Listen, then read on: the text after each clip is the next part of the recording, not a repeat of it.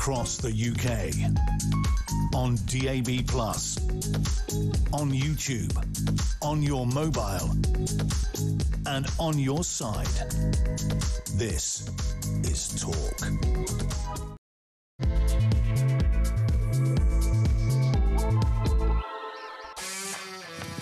Friday afternoon, this is Duncan Barks. It's drive time at Talk, the home of common sense. Hope you're well. Thank you for sticking us on. This is the only place where you will hear top quality guests and undiluted opinion. None of this, oh, well, let's ask this person just in case they have a different point of view. None of that going on here. We tell you what you should be thinking. You tell us what you are actually thinking. And it's the only place in the United Kingdom on DAB+, digital radio, and indeed on your connected devices and YouTube where this kind of thing happens. I'm here through until 7. Well, look at some of the big news stories of the day, so you're fully in the loop with some of the stuff that's been going on.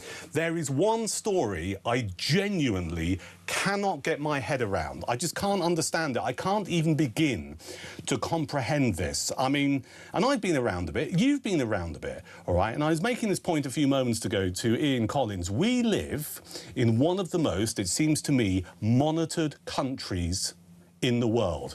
Okay, absolutely everywhere. I don't want to wang on about my journey in, but unlike a lot of people in the media world, I don't live inside the M25. I'm not in the Westminster bubble. I don't live in London. You couldn't pay me enough money to live in the capital city. I live in the wilds of West Sussex for all kinds of reasons. I like the countryside. I'm about 7 miles away from the coast. That's how I want to live my life. My journey in earlier would have been massively monitored in all kinds of ways, from ANPR cameras to speed cameras. If I dared to go 22 miles per hour in the 20 zone, heading through Battersea, click, that'll be it. Send us some money. All of that going on would have been tracked by my phone. We live in a massively monitored country. And some say most people don't mind. You know, they just crack on with their daily lives and they accept the fact that most of their movements are traced. With that in mind, how can it be we have people who come to this country claiming asylum, all right? I'm not talking necessarily about a story we covered a few days ago here on Talk where people maybe get smuggled into the UK on a yacht that, you know, rocks up in Ramsgate in Kent and then a couple of people appear from below deck and make their way into this country illegally. We're not talking about that. We're talking about predominantly people on small boats and who cross the channel. They come to this country and they claim asylum. So they're in the asylum system, if you like, in the network. And they go through the process of saying, I want to claim asylum in the United Kingdom. I might be fleeing persecution. That might be the story they tell. They might give other reasons. So they go through the system and their application ends up being turned down for whatever reason. You know, a group of judges, some officials just go, sorry, don't think your claim for asylum is right or just, so it has failed. There's a report out today that's been put together by a group of MPs right across the political spectrum, right? So all political flavours. And this report says that our asylum system is on the brink. Well, I think we already knew that. But it's not just on the brink. This is the bit I simply cannot get my head around. I'm going to talk about it in more detail later. We're going to talk to the chair of the group of MPs who put this report together. When they fail their asylum application, we lose track of them. I mean, it's just impossible to comprehend. These are people, we know who they are. They sat through interviews. Their application to remain in this country has been turned down. And instead of finding a way, or even creating a way to say, well, you now need to leave the country and this is what's going to happen to you, they literally disappear. I mean, how is that possible? You and I, as taxpayers, pay vast amounts of money to people in the civil service and the Home Office, vast amounts of money. Serious stacks of cash. We pay people money to take care of this kind of stuff. And we have people who have applied for asylum, they don't get asylum, and then they just disappear off the radar. It beggars belief. That's one of the things we're going to look at on Drive a little bit later on here at Talk. If you want to get in early, 0344 499 1000 for your calls, your WhatsApp messages, and of course your voice notes. If you're a little bit old school, you can text. If you've got a battered old Nokia, I found my battered old Nokia in a drawer in the kitchen the other day. It only sends text messages. 87222 is the text number. Start your message with the word Talk. All messages are welcome. We're going to look at that a little bit later on. And a little bit of light relief, because it is Friday. We're going to talk about National Fish and Chip Day. And I've been dropping several hints to the production team here at Talk in the last hour that there must be a chip shop somewhere near London Bridge who might be open in about an hour's time. That's all I'm saying. I'm just saying, if we're celebrating chippies across the United Kingdom, from a journalistically point of view, I mean, you probably need chips in the studio, right? So we're going to get into the whole area of National Fish and Chip Day. I want you to tell me your go-to order and also what makes a good chippy. I'll start now. Okay, it's got to be a proper chippy, and I have to choose my words carefully here and try and be relatively careful. If it's an Indian or a Chinese takeaway that's doing fish and chips, is not going to be as good as an old school chippy. They bolt it on the menu for people who don't like Chinese or Indian food. It's like when you see an omelette on those kind of menus at a Chinese restaurant. It's like the omelette is for the person who doesn't want chow mein. Do you know what I mean? So in terms of proper fish and chips, you can only get it from a proper fish and chip shop. So we'll celebrate National Fish and Chip Day a little bit later on this hour, because it is the best of British, and it's a Friday. A lot of people have fish and chips on a Friday, don't they, Gabriella, who's producing the show? Today's a Friday. We're doing a feature about fish and chips. Just saying. If you want to get in early regarding fish and chips, 0344 499 1000, because one of the things they want us to do is stop eating cod, and I love saying this word, and to start eating pollock. Some of the stuff going on Drive Time, anything else that happens over the next few hours, you'll hear it here first at Talk, the home of common sense. But let's get a sense of some of the big news stories of the day and talk to John Rentoul, chief political commentator at The Independent, who joins us. Hello, John. Hi there. Welcome to Talk. Hope you're well on this Friday afternoon. A lot of stuff to go through here. I think first off, and something that we've been chewing over today on Talk, was the by-election special question time on the telly last night. Yep. I was on air, so I didn't get to see it. But I've seen clips on social media. I've also seen some of the spin used by various political parties about how good their candidate was, etc., etc. I know a lot of our viewers and listeners at Talk will have caught up with question time from last night. What was your assessment of the performance of people like Andy Burnham and also the Reform UK candidates? Well, I watched it all, Duncan, obviously, because I had to write about it. I mean, I'm not sure I would have watched it otherwise. But I thought Andy Burnham was... I thought he did his Andy Burnham shtick very well. You know, I'm a regular guy. I'm from the north, you know, and I've been down to London and I've seen it and I don't like it, right. And I know how to fix it. Yeah. And that was his message. It came across reasonably well. Didn't drop any clangers, and therefore that was all he had to do really, because he emerged the winner, I think, because Robert Kenyon, the Reform candidate, had a bit of a rough time at the hands of the women in the audience and the Green woman on the panel. And I mean, I'm guessing that was due to his previous comments about Carol Vorderman and various other remarks he made in the describing past. Himself as a sexist. Yeah, He said he wasn't a sexist. That was 15 years ago, and he acquitted himself quite well. But he was working uphill. Whereas Andy Burnham was having an easy time with it. Yeah, we've got to remember, I mean, compared to Andy Burnham, the Reform UK candidate is not a polished politician, is he? And I think... No. It's fair to make the observation he's going to be a little bit rough and ready. I mean, I think I saw a social media posting saying, you know, 3 weeks ago he was installing boilers, and now and now he's on, you know, one of the national political programmes. I'm intrigued by a phrase you used there, and I thought it was great, the kind of Andy Burnham shtick, I think you said. I mean, do you think that there's a bit of a, and I certainly think there is, and I'll tell you why in a second, do you think there's a bit of a Burnham act going on here, which is like, hello everyone, I'm your friendly Mank? I'm from the north. I'm from the north. Yes. Mushy peas. Absolutely. But he does have a certain sort of affability and a human side, which contrasts a bit with the Prime Minister. And I think there's an awful lot of imagination in the Labour Party about how things could be just magically different if we get a slightly more personable person in as Prime Minister. I fear they're all heading for a bitter disappointment, but I can't see anything in Andy Burnham's way now. On the road to number 10. I think that opinion poll in the constituency, putting him 10 points ahead, pretty much puts the top on it. And whilst Downing Street will rightly say there's no leadership contest currently underway, he made it clear last night. He made it very clear that if he was elected to be the Labour MP for that constituency, he'd be in the running to be leadership. Yeah, but he tried to blame Wes Streeting for starting it. I mean, that was the ingenious device. I mean, the problem is, number 10 is right. There is no leadership contest until someone gives Holly Ridley, the Labour General Secretary, 81 names. That triggers it. And Andy Burnham doesn't want to do that because whoever does it first is going to be divisive and disloyal and undermining the sitting Prime Minister. And, Keir Starmer's extremely unpopular in the country and he's not very popular in the Labour Party, but there is a sort of residual loyalty to the leader. And so Andy Burnham and Wes Streeting are both saying politely to each other, after you. Yeah, and you're a far more intelligent bloke than I am, John, but I think there's that phrase, isn't there? Whoever wields the dagger rarely wins the crown or wears the crown or something? Something like that. It seems, I was trying to find the origin of that.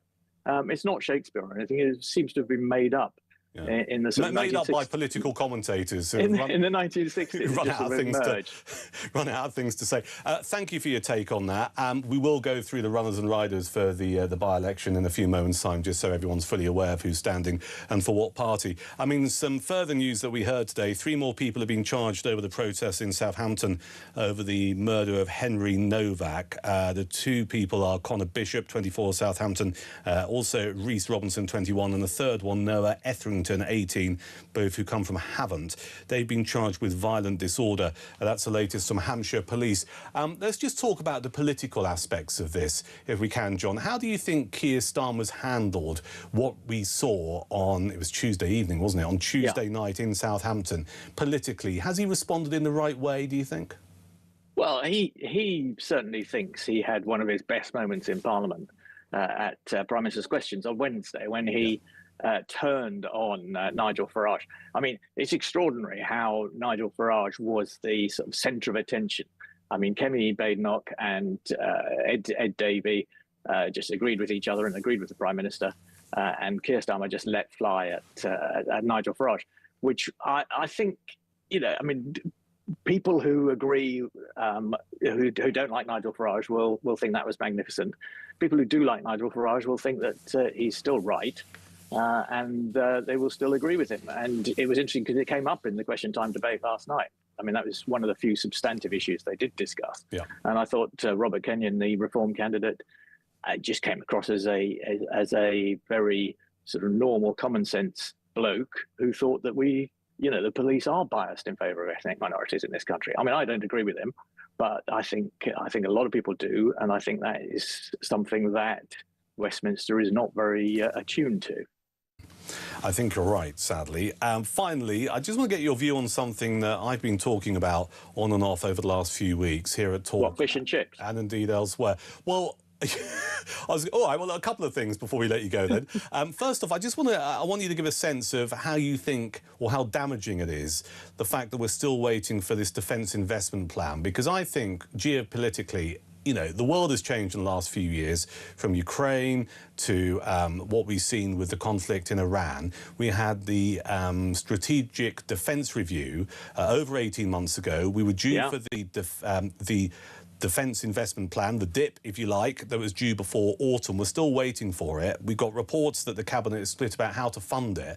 I just find it massively frustrating that we can't get our house in order when it's about the future and even current defence of this nation. I mean, do you think Starmer and co take this stuff seriously? Oh, yeah, no, I think they are taking it seriously, and they're arguing about it quite seriously. I mean, Keir Starmer is absolutely furious with John Healey, the Defence Secretary, because he thought that he Keir Starmer, and Rachel Reeves, the Chancellor, had agreed to give the Ministry of Defence loads more money And then John Healey came back and asked for some more. Yeah. So you could understand the frustration the Prime Minister feels, and I'm not bothered about the delay in this, in a document appearing. I'm interested in the substance of the question. How much should we be spending on defence? What should we, what do we actually need? Actually, I think that's where we should start. Is what do we actually need, and how do we pay for it? And I want to hear from the Prime Minister. I want to hear that from the Prime Minister. I don't want to hear arguments about this document that was supposed to be published years ago. Let's actually hear what we But what we it does need seem and how to pay for this lack of inaction and lack of an announcement. I think, if you're an average voter or indeed a listener and viewer of Talk, you just find yourself thinking, look, stop squabbling. We need to know what your plan is. And the fact that you haven't announced it yet, it kind of suggests that you really don't consider it to be a priority. Well, I don't know. I think some people may be glad about that, because that means we're not having to pay extra taxes to put up defence spending to some pre-agreed percentage figure of national but then income. equally, some people just want to make sure that this country is adequately defended. It's only a few weeks ago or a couple of months ago that we had the embarrassment of it taking 3 weeks to get HMS Dragon out of Pompey Harbour down to Cyprus to defend one of our RAF bases. Listen, before we let you go, you very kindly mentioned it earlier. It's Fish and Chip Day. I don't know if you're a fan of fish and chips, and if you're not, I should be having fish and chips tonight, Duncan. Yeah, excellent. Now, do you get them from a proper chippy, John? No, I'm going to cook them myself. How do you do that then? Well, it's not. I'm not having fish. I'm not having fish and batter. I'm having I'm having salmon fillets from Marks and Spencer's. Oh, you really are part of the metropolitan elite, John, aren't you? I know how to live. Why aren't you going to your chippy and why are you not having battered cod and chips like the rest of us? I'm not that keen and having on your it, salmon fillets with a bottle of Sauvignon Blanc, I should imagine. No, red, but which is all wrong, I know, but that's what I like. All right, if you were to go to the chippy, John, and it was my shout, what would you have? I would have cod and chips from the Britannia on Grove Road. It's a very fine shop. Excellent. Thanks for your time this afternoon. Enjoy your salmon fillets. That's the chief political commentator at The Independent, John Rentoul, here on Drive at Talk. We mentioned the by-election. I need to go through some of the candidates, all of the candidates, so you're fully in the loop at who's standing in this particular by-election. And the candidates are as follows. For the Liberal Democrats, it is Jake Austin. For the Count Binface Party, it is Count Binface. Andy Burnham for Labour. Dan Clark for the Libertarian Party. John Dyer is an independent candidate. Ed Gemmell for the Climate Party. We have Paul Gould, who's an independent candidate. The candidate for the official Monster Raving Loony Party is Alan Howling Lord Hope. Reform UK's candidate is Robert Pownell. Is Robert Kenyon. Robert Pownell is the Protect the Wild candidate. A lot of Roberts. Rebecca Shepherd is the Restore Britain candidate. Sarah Wakefield standing for the Green Party. Peter Ward for Rejoin EU. And the Conservative Party candidate is Michael Wynne Stanley. And just a story we're keeping an eye on at the moment here on Talk is the situation regarding the International Space Station, which is going through a bit of trouble at the moment. Let me just bring you the latest on this. The first leak spot has been sealed as repair efforts aboard the International Space Station have been paused and, quote, safe haven procedures have ended. So that sounds like good news. A spokesperson for NASA said this was taking place while more measurements and data is assessed. The astronauts who had been sheltering in spacesuits had been told to come out. So you would have heard this earlier on Talk. Bit of difficulty with the International Space Station. It looks like the first leak spot has been sealed, which is good news all round. 4:20, it's Drive. This is Talk.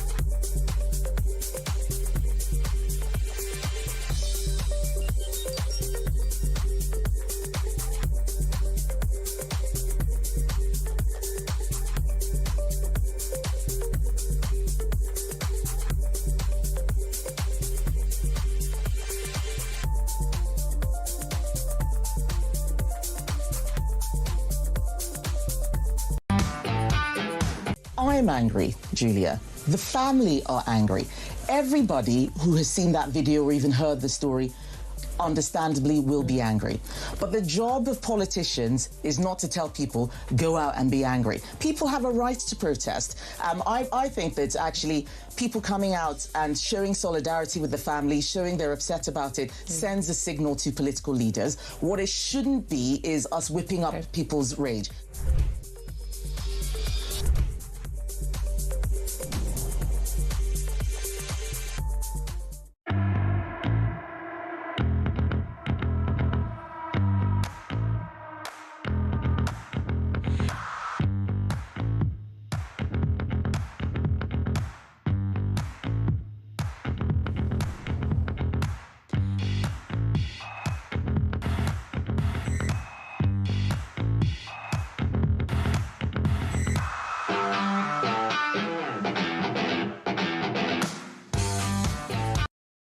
Across the UK, on DAB+, on YouTube, on your mobile, and on your side. This is Talk. Talk Drive Time. This is Duncan Barks. I'm here through until 7. Some great messages coming in. 0344 499 1000. Your messages predominantly giving a bit of reaction to Question Time last night, featuring all of the candidates from the looming by-election. A bit of chat also about missing asylum seekers and fish and chips. Who said that Talk was not eclectic? Let me just go through some of these messages. 0344 499 1000 for your WhatsApps, your voice notes. If you do send the voice notes, we'll play them out, or we can do that old-fashioned thing of having a chat. Give me a call. Text coming to 87222. Start your message with the word talk. This one here from Becca, who says, I'm fed up with media-trained and career politicians. I hope the by-election people don't vote Labour so Burnham can go back in his box. Keir Starmer is bad, but God help us if Burnham gets to be PM. I meant to say this to John Rentle, who was on earlier, when he talked about his shtick. He was talking about Andy Burnham's shtick. And there is this kind of like almost, I don't want to offend anyone who's listening or watching in Manchester. I was in Manchester last year for a political conference, and not for a political party. I was there as a journalist. And I like Manchester. I love the trams, right? Manchester's a great city. Great pubs as well. But there is a thing with Andy Burnham, which is it's almost like this professional mank act. Do you know what I mean? And I'll tell you why I say that, because I watched an interview with him the other day, and someone said to him, what's on your playlist, Andy? And he pretty much listed off every Manchester band who's ever existed, right? So the Smiths were in there, and the New Order were in there, Stone Roses were in there, and it's just like, oh, mate, this is a little bit too obvious. Thank you, Becca. This is Paul, who says, David Lammy was on TV this morning talking about the missing asylum seekers, and he was laughing about it. By the way, the best fish and chip shops can be found in the best place, which is Whitby. Even Dracula loved them. Yeah, Yorkshire fish and chips, can't beat them. A couple more here. This is Steve in Devon. Hello, Steve. Fish and chips were brought to the UK by the Jewish community. Absolutely right. It's fried fish on a Friday, and then they added fried potatoes. Steve says, mine's haddock and chips, plenty of salt and vinegar and mushy peas. Great job, says Steve in Devon. Do let me know as the show continues. A little bit of light relief about your best chippy anywhere in the UK. And one more here.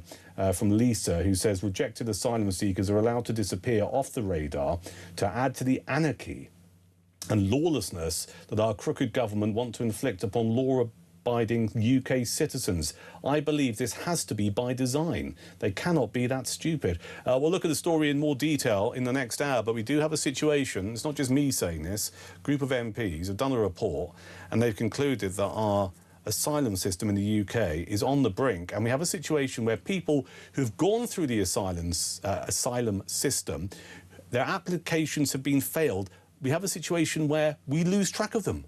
Once we said, sorry, your application's failed, the government, the Home Office, lose track of them, which I just find absolutely astounding.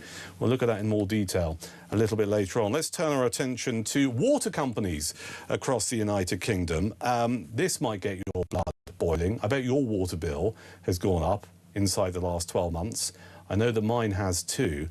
We hear today that Welsh Water has become the latest major utility firm to face financial sanctions over wastewater failings, with a £44.7 million enforcement package proposed by the industry regulator. This is Ofwat. They say the company failed to operate, maintain and upgrade its wastewater assets adequately to ensure they could cope with the flows of sewage and wastewater coming to them. Now, let's be honest, this is not just Welsh Water. We had, what was it, last month, the chief exec of South East Water, a bloke called David Hinton, finally resigned after just a list of just embarrassing situations, neighbourhoods and streets without water for up to 10 to 14 days in what's supposed to be a civilised country. Why is it so hard to run a water company? We also know that Thames Water is frankly just a debt basket case. Anyway, let's get a view on this. Joe Davis is the founding member of Take Back Water, and Joe joins us on Talk. Hello, Joe. How are you doing? Very well indeed. Thanks for your time this afternoon. What do you make of this Welsh water situation then? It's more of the same, isn't it? I mean, we're looking at the same sort of thing in England, where our water system is completely shot. I mean, it's falling apart at the seams. And now you look at yet another water company that clearly has been focused more on making profit than it has in delivering water to people that need it. And as you say, you know, this is supposed to be a country that has this sort of thing down pat, but it just seems that we are content with lining the pockets of people that don't really care whether we have a good water system or not. I don't think that there's an awful lot of teeth as well to deal with this anywhere, really. Well, I think I'm right in saying that the regulator Ofwat's going to disappear, isn't it? That was the recommendation from a report. So hopefully whatever or whoever replaces Ofwat might do a better job. Now, I'm going to cut to the chase here, Joe. I'm not a fan of nationalisation, right? I believe that ultimately privatisation is better for the consumer. But here comes the but. When it comes to water companies, privatisation only works if there's choice, right? You know, if you have 2 or 3 companies providing a service and it's the customer who gets the better rate and the better service because they're all competing for the business. Doesn't really work, does it? Well, I don't think it does with privatisation of the water companies, because if you're living in Kent, you're stuck with South East Water, right? Like it or lump it. So it kind of doesn't necessarily work. However, even I find myself as someone who is, you know, pretty anti-nationalisation, I find myself thinking, well, is this the answer to our water industry? Well, I mean, I would, I do actually favour nationalisation of a lot of things, and I think especially for water companies. And if we stick to water, I think that nationalisation is a really good option. You can have a look at the examples set, for instance, by other countries that have water as a public utility, such as Scotland. They're able to fix things at a lower price because government borrowing is a lot cheaper than private company borrowing, for instance. And you can also, what I think is such a massive bonus to it, is you can politicise it, right? So if one group, let's say Labour brings it into nationalisation, not that I think they will, but let's say Labour brings it into nationalisation, I think that then you know, a subsequent election cycle, you can have another group saying that we will make sure that the water bills are lower, and they can actually say that because they're the ones that run it. I think that it means that instead of having it be a for-profit organisation, it becomes something that is doing what it's supposed to be doing, which is just getting water to people in a timely and clean way. Yeah, I mean, the water companies, and I've written about this in the past for various newspapers, the water companies will tell you the nationalisation will just cost the customer even more on their bills, and that's why it shouldn't happen. Yeah, but, I mean, this is such a sort of a push narrative, but all of this information from those companies comes from internal reports. And, you know, are we going to let them police themselves? You know, these are the same sort of people that said that we need to keep our salaries so high because we need to attract the brightest and best. Well, the brightest and best have put us into this bad situation. So, you know, I don't sort of hold truck with that at all. I do think that there is a possibility that water bills may well increase if a process of nationalisation happens. But the difference is that it's like, you know, paying rent versus paying a mortgage. Would you rather pay for somebody else's place, or would you rather be able to service? You know, that's what we're looking at here. One of the things, and Casting. I've worked in politics in the past in various roles. One of the things that I don't think helps the water industry is the attitude of some of the water companies. And I mentioned earlier about the bloke who was the chief exec of South East Water up until recently. He finally resigned last month, a chap called David Hinton. And literally, I mean, he used to sit in front of MPs, you know, various select committees and try and defend the reputation of his company. And it's almost like he had a bit of arrogance and a bit of swagger about him. And I've seen this elsewhere, including the guy who was in charge of Thames Water as well. And you find yourself thinking, you guys don't get it. You have to accept that the reputation of many water companies, not all, I mean, there are a couple that actually I think are quite good at what they're doing and their communication with customers. But there are some water companies who just come across as overtly arrogant. And I find myself thinking, you really seem out of touch with how people feel about the industry and about how your company treats people. Do you think that's a fair comment? Yeah, absolutely. I think it's a completely fair comment. I think that, you know, these people have a completely different outlook to what success is, right? Their success is, are they making money for shareholders, often, you know, sort of foreign investors? Yeah. And if that's happening and they're getting these bonuses and then someone says to them, oh, actually, we think that you're doing a bad job, there is a certain amount of kind of bravado and arrogance that I think you're right. I think that they definitely have something like that. You know, we need to make sure that utility companies know, and especially water, as it's so sort of crucial for life, that utility companies need to know that we want water to be delivered as the success criteria, right? We need that to be the thing that they're doing. It's not about making money. It's not about making sure that, you know, pockets are lined. We need water in homes that is clean and drinkable. All right, Joe, thanks for your time this afternoon. That's Joe Davies, founding member of Take Back Water here on Talk. If you want to have a rant about your water company, I'm more than happy to let you do that on Drive. 0344 499 1000 for your calls, also your WhatsApps and your voice notes as well. I mean, I live somewhere that's served by Southern Water, and to be fair to Southern Water, they do communicate.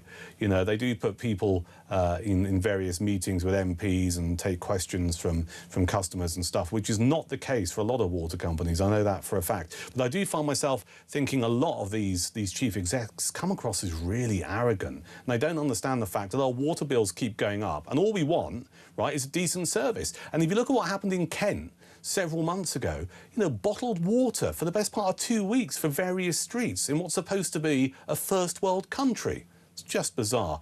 Just turned 4:30. Some breaking news for you. Vladimir Putin has responded publicly for the first time to Zelensky's open letter proposing a face-to-face meeting. Zelensky wrote a letter to the Russian president saying, well, look, you know, we should meet. And it was a little bit cheeky, the contents of this letter. He kind of listed some of the hits that Ukraine had managed to achieve against Russia. Asked for his reaction, the Russian leader said he had been shown the letter yesterday, but, quote, didn't have a chance to look in detail. You would have thought it. Pressed on whether he would meet Zelensky, he said, so far, I see no point. Well, no surprises there. This is Talk.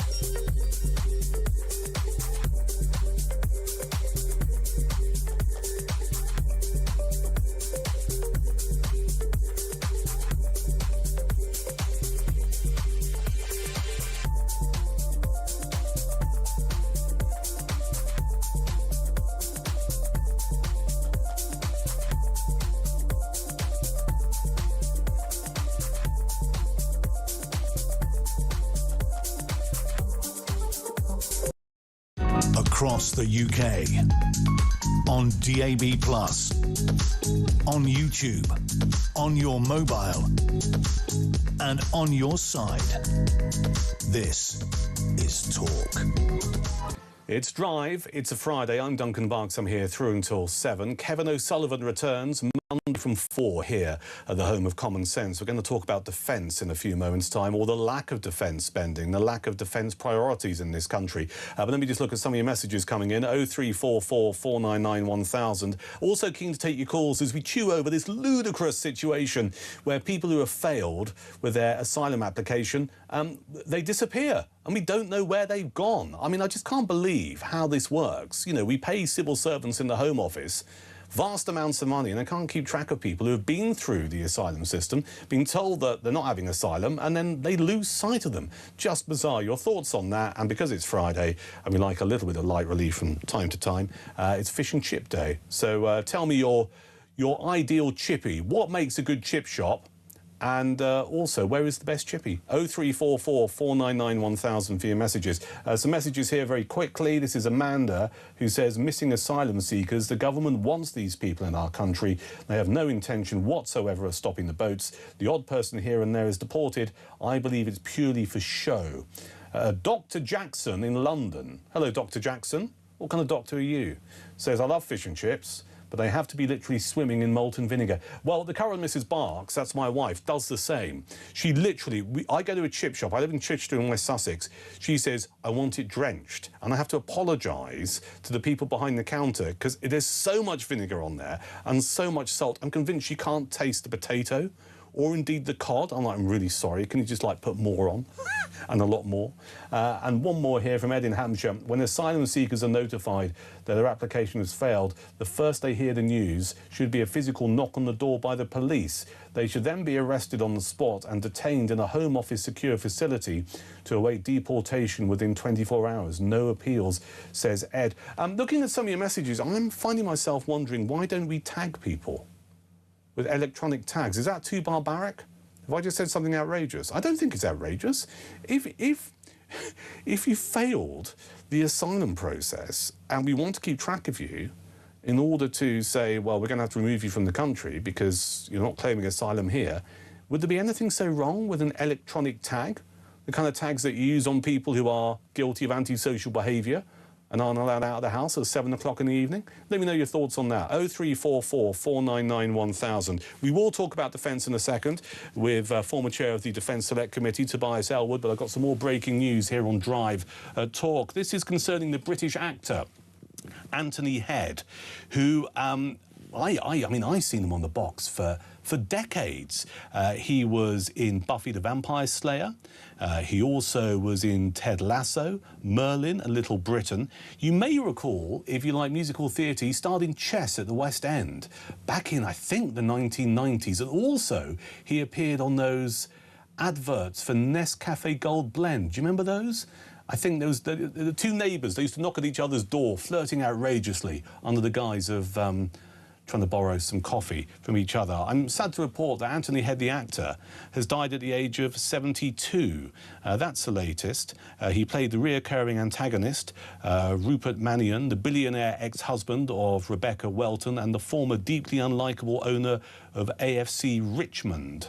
Head found international fame as Rupert Giles in the hit teen sci-fi show Buffy in the late 1990s. It's been reported inside the last few minutes he passed away from complications due to pneumonia. So sad news about a great actor who starred in many, many shows and films and indeed adverts over the years. 20 to 5, it is Talk, the home of Common Sense. Let's get into this story about what appears to be a standoff between the Defence Secretary John Healey and also the Prime Minister Keir Starmer over the delayed defence plan. This is the defence investment plan that was due to be published in autumn, or just before autumn of last year. We're still waiting. Let's get a view on this from former chair of the Defence Select Committee, Tobias Ellwood. Tobias, welcome to Talk. Good afternoon to you. Good to see you. Thank you for your time. I mean, you've got skin in the game with this for many, many reasons. I think Talk viewers and listeners, and myself included, are just so frustrated that this has been dragging on for months. We want to find out what we need to do to improve the defence of the nation. We want to find out how to fund it, and yet we appear to have politicians squabbling over how to do this. We do, and it's very dangerous indeed. It isn't just distracting, it's actually irresponsible. It's putting Britain in harm's way. War is coming to us. It's not that we want war or are inviting war, it's because the world is getting more dangerous. We see that. It's more volatile, it's more unpredictable. A few years ago, one of my former bosses in the army, General Sir Patrick Saunders, said we could be at war with Russia in the next few years. Last year, we had the head of MI6 break cover, come out of the shadows, and warn us that Russia is a threat. The head of GCHQ only a few months ago did the same. And even this morning, the head of the armed forces said that we're moving into a darker world. And yet, what is this government doing about it? Claiming it's spending more money on defense, but actually having an argument behind the scenes as to where the money should come from. And at the moment, you mentioned that defense investment plan. A year ago, to this day almost, we had a defense review which spelled out exactly not only what the threats were, but the fact that the threats were evolving from our view of warfare, particularly in the area of grey zone warfare, air defense, cyber attacks, and so forth. And we are so vulnerable, and yet nothing is being spent. It takes time to procure the capabilities that's likely to protect us in the future. We need to start that now. In fact, we should have started it at least a couple of years ago. We are behind the curve here compared with other nations. And indeed, British defense companies are going abroad because that's where the money is as we procrastinate on where to spend and how to spend the money. It is really dangerous what the government is doing right now. And it's reflected in polling that now says for the first time that the nation wants more money invested in defense. We have to have a discussion, an honorable debate about where the money should come from. I would like to see all leaders of political parties step forward and say, I'm happy to increase defense spending. Yes, Ronald Reagan did it, Thatcher did it as well. By 1% on our, let's say, income tax. That's a cup of coffee to you and me, to everybody, every single day. But ring fence it. Put it in our defense for improve our defenses. Make our Britain country stronger, so Britain is defended by the inevitable attacks that are likely to come, indeed are already coming to us from Russia and other places across the world. I mean, you know, it's very clear. Your average man and woman in the street can see how the world has changed geopolitically inside the last couple of years. They expect their government of any political stripe to do one of the things that they should treat as a priority, which is the defence of this nation. You know, we read in the Times newspaper that the Defence Secretary pledged not to ask for another rise in defence spending this Parliament in return for the Prime Minister agreeing to an increased spending to 2.5% of GDP. That was back in Feb 2025. 9 months later, Healey and Sir Richard Knighton, the Chief of the Defence Staff, admitted that the Ministry of Defence needed an extra 28 billion quid over the next 4 years. And the Times is saying that the Chancellor, Rachel Reeves, has got the hump about this and has refused to agree to any new money for the MOD. And we've reached this stalemate. Which bit do these people not understand? You know, the defence of this nation is paramount and they're squabbling over money. You know, take it away from welfare, pump it into warships. Yeah, I mean, absolutely right. And I'm afraid it might require an acute attack, you know, a major incident to take place for the penny to drop inside Whitehall of just how vulnerable we are. And I should say that Russia is already at war with us today, but we're in denial about that. They are trying to clip our undersea cables. They are a form of coercion. Our air defense is being tested, you know, by their aircraft and indeed their ships as well. We struggled to get a destroyer out to Cyprus in the Middle East only a few months ago.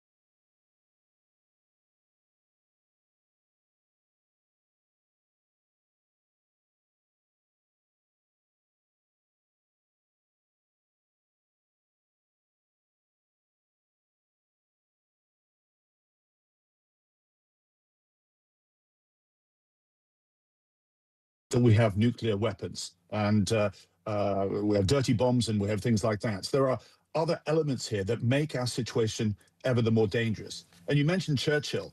I mean, the absence of statecraft, the ability to look beyond collecting of the the wheelie bins and fixing the potholes, important though they may be, but look up as to where our world is going, how vulnerable Britain is, and what we need to do about it. When you realize that, you start spending money on defense. When you dither, that's when our adversaries take advantage of us. Tobias, a pleasure to talk to you. Always good to get your insight. Thank you, Tobias Elwood, former chair of the Defence Select Committee, here on Drive Time at Talk. My question to you regarding this, and I get really angry about this, and you probably picked up on this, is that I just think it's one of the basic duties of government to keep this nation secure, right? It's not rocket science, this. It's about keeping the defence of this nation as a priority, investing properly, having a strategy in place to move with the times, technological and otherwise. And the current lot in government over the last 2 years seem to have taken their eye off the ball. It is disgraceful. Why do politicians not consider defence a priority? Answer me that question. 0344 499 1000. I particularly want to hear from you if you served in the armed forces, any of the armed forces, Army, Navy, RAF or whatever.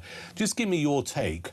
Given what you sacrificed in the past, being a soldier, maybe a sailor, maybe a pilot, or any of the support services and roles that involve our armed forces, give me your take on where you think we find ourselves in the world of defence. Because I look at where we are now, and I gave the example earlier, the embarrassment, and this has nothing to do with the ratings, all right? It's the people behind the desks, the embarrassment that I felt, and I live not too far away from the naval city of Portsmouth, the embarrassment I felt and the frustration that it took almost 3 weeks to get HMS Dragon out of Pompey Harbour down to Cyprus. That wouldn't have happened 20 or 30 years ago. It's a disgrace. Give me your thoughts. 0344 499 1000 is the number. It's Talk, it's Drive, it's almost 10 to 5.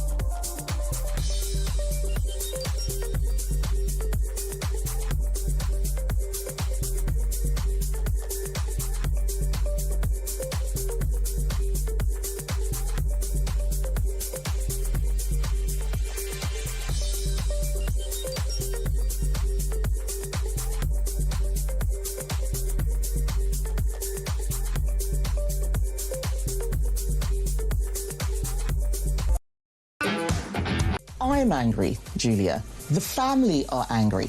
Everybody who has seen that video or even heard the story understandably will be angry.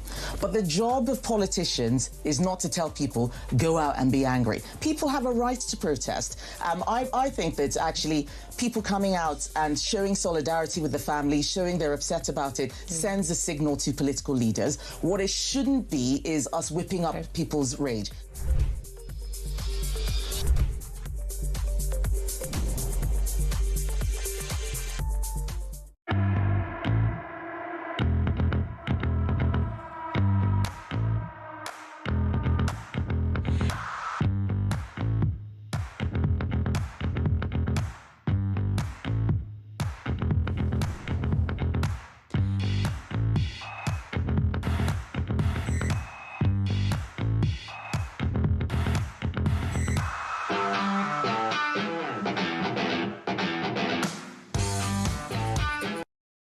Across the UK, on DAB+, on YouTube, on your mobile, and on your side.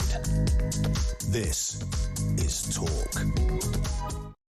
It is Talk, the home of common sense. I'm Duncan, taking care of Drive Time through until 7 this evening. Kevin O'Sullivan returns Monday afternoon from 4 with Drive Time.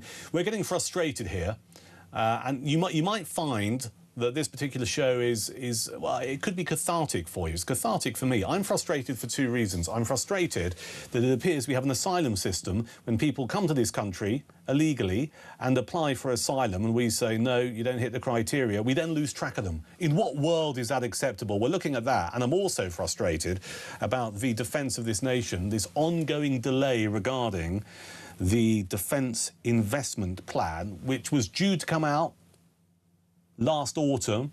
Where are we now? 5th of June. And it appears the reason why we don't know what we're going to fund defence-wise and where the money is coming from is, guess what? Labour politicians who can't decide how to do it. And Rachel Reeves going, oh, you want more money? We need more money for defence because the world is changing at a rate of knots. It's unbelievable. We know about Russia and Ukraine. What's happened inside, what, the last 3 months? The Iran conflict. They were launching drones against our RAF base in Cyprus. It took 3 weeks to get just one of our warships down there. It wasn't ready for action. It should take 48 hours. It's because we don't have the support in place. So when it comes to the future defence of the nation, and let's be honest, I think we can take it as read, we can't rely on America to help us out anymore. We need to have a robust plan in place. We need new weapons, we need more personnel, and we need the money to fund it. Your reaction to that? 0344 499 1000 and the asylum story and a bit of light relief. It is Fish and Chip Day. Talking fish and chips as drive time continues. But let's take some calls. Gary's in West Yorkshire. Hello, Gary. Hello there. Welcome. It's just that you were mentioning about earlier on how you can't drive basically from A to B without not being, you're being monitored. Well, that was in the context of, yeah, I get monitored, you get monitored, yet we lose track of failed asylum seekers. We're monitored on his phones, aren't we? I mean, I have an iPhone, everywhere you go, you're monitored. That is a strange thing. My mother's just gone to Palma Nova. She did explain to me that she had, not problem to getting in, but it was quite stringent how she got into Spain. Yeah. Right? So let me get this straight then. So you can come from a country where you walk through several other countries without a passport and then seem to be able to pass over a channel. So I can't even I can't work this one out. So now, so most places, I think it's fair to say they've got a passport somewhere along the line. Mm-hmm. And they've got through certain countries, because obviously we know, and of course we're not in the EU, and they don't like that because we're not part of that club anymore. Mm-hmm. So they're quite happy, they know exactly where they're going. So here's a question here. Why is it that because it's about most of the passports, you've got your face there, face recognition. Mm. So why is it we say, well, we don't know how old they are, we don't know where they come from. But I bet you most of them have had a passport at some time to get through most countries before, obviously, throwing them away. Mm. Well, I can't say that because we don't know if they do we? But, for some strange reason, they don't have a passport any longer. So it's their face. Why can't we just go onto their systems and say, is this their face?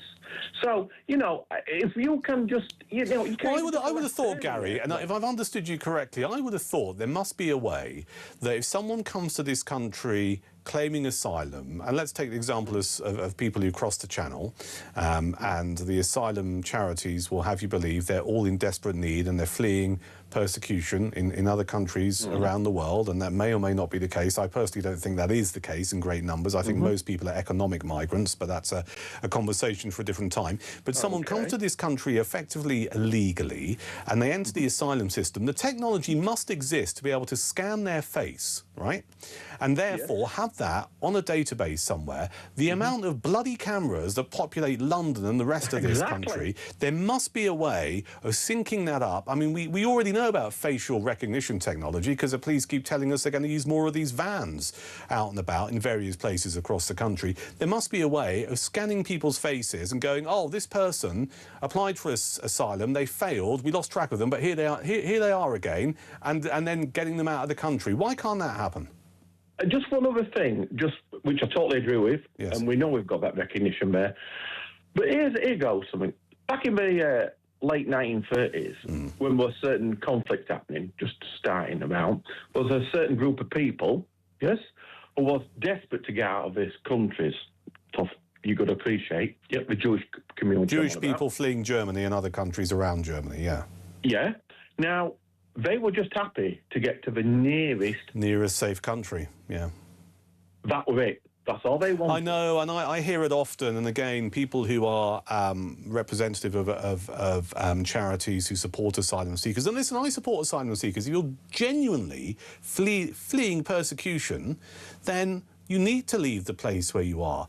But I've never understood why people can't stay in the first safe country they get to. Now, people who represent asylum charities will go, oh, well, hang on, sometimes they have family members in Britain, or the language they speak is more spoken in Britain. And I find myself thinking, but that's actually a luxury, isn't it? As opposed to just going to the first country where you feel safe. Gary, pleasure to talk to you. This is Herbie, who's in Harrow. Hello, Herbie. Hello, Duncan. What's your blood pressure, will you? I'm on medication, mate. I'm a middle-aged man. I think you'll find that most of us in our mid-50s, white, men are on some form of medication for their blood pressure. No, I've got a monitor at the moment, unfortunately. What's your current reading? If it's above 139, mate, you're in trouble. No. It's about 128. I was 86 or something. Blimey, are you still alive? Yes. Right, fish and chips. Oh, lovely. Yes, I'm having it tonight. I get 8 cod bites and chips. 8 cod bites? Oh, right, yeah, I've seen the cod bites on the menu. Yeah, well, it's fish and chip day. Lovely, yes. Is it your regular... Lovely. Is that your regular order, then? Yes, it is. When I go down, it's a lovely fish and chip shop. It's been there for years in Eastcote Lane there, and she's run by a Chinese woman. Actually, she was there for years when it was run by the Greek people there. And it's a brilliant fish and chip shop. She cooks it specially, and it's very nice indeed. And I'll get a good serving. And it's the cod bites are very good size actually. It's better than the fish and chip itself.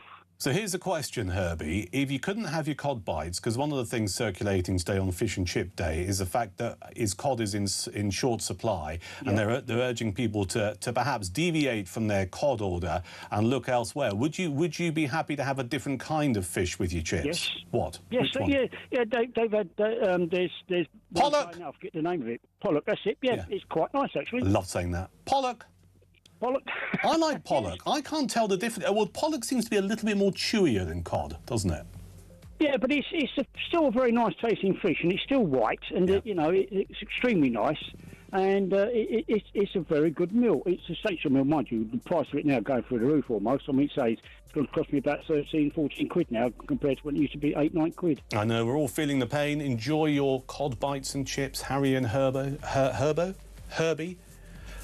and Harrow. There you are. We'll edit that bit out. Listen, it's Drive, and it's a Friday. I'm Duncan. I'm here through until 7. Up next, we go through some of the news stories of the day with Lord Hayward, Conservative peer and pollster.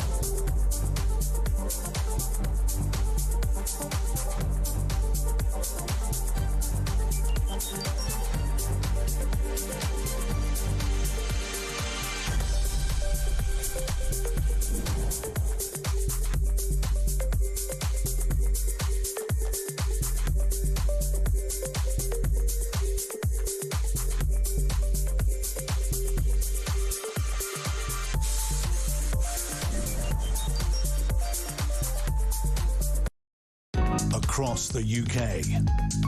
On DAB+, on YouTube, on your mobile, and on your side. This is Talk.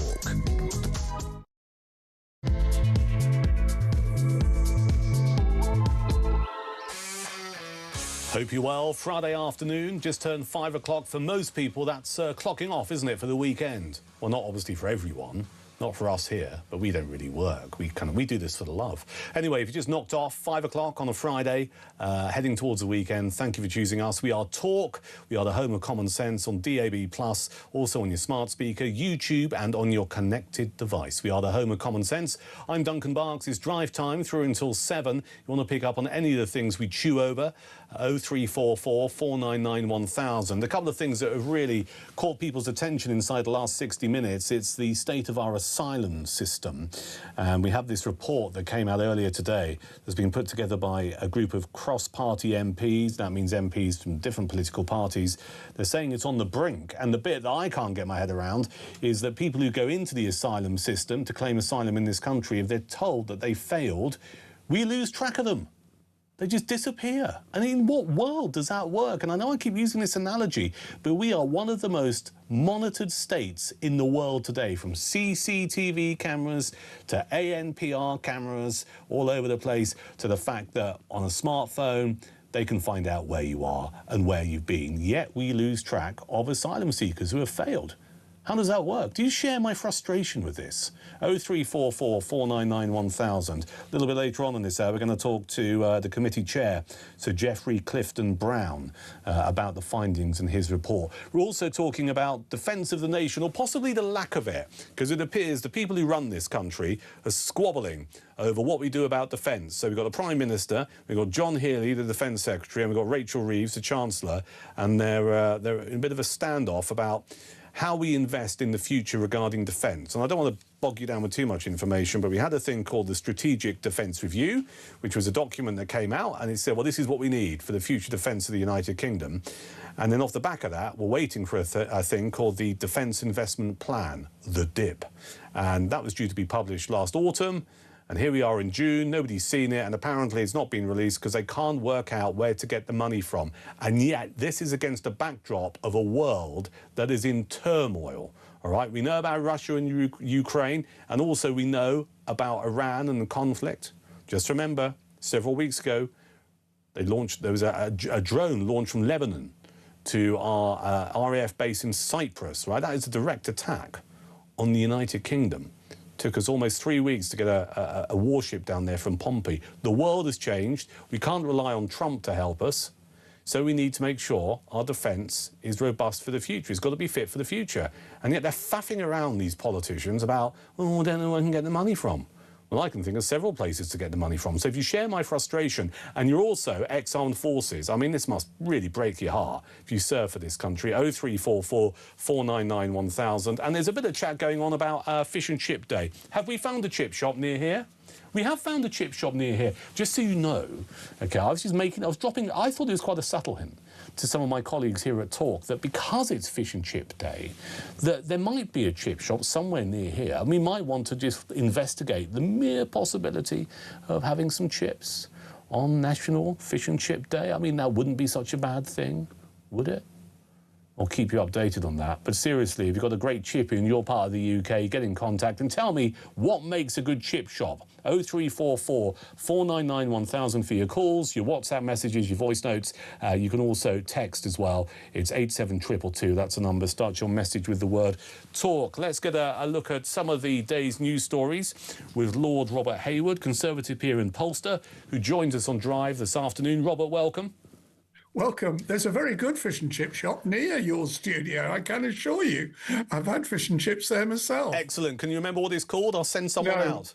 I knew you were going to ask me that. As far as I'm concerned, it just had fish and chips. It's what I wanted at the time. Well, you've been very kind to mention it. Before we get into the more serious stuff, what is your go-to dish on the menu from a chippy?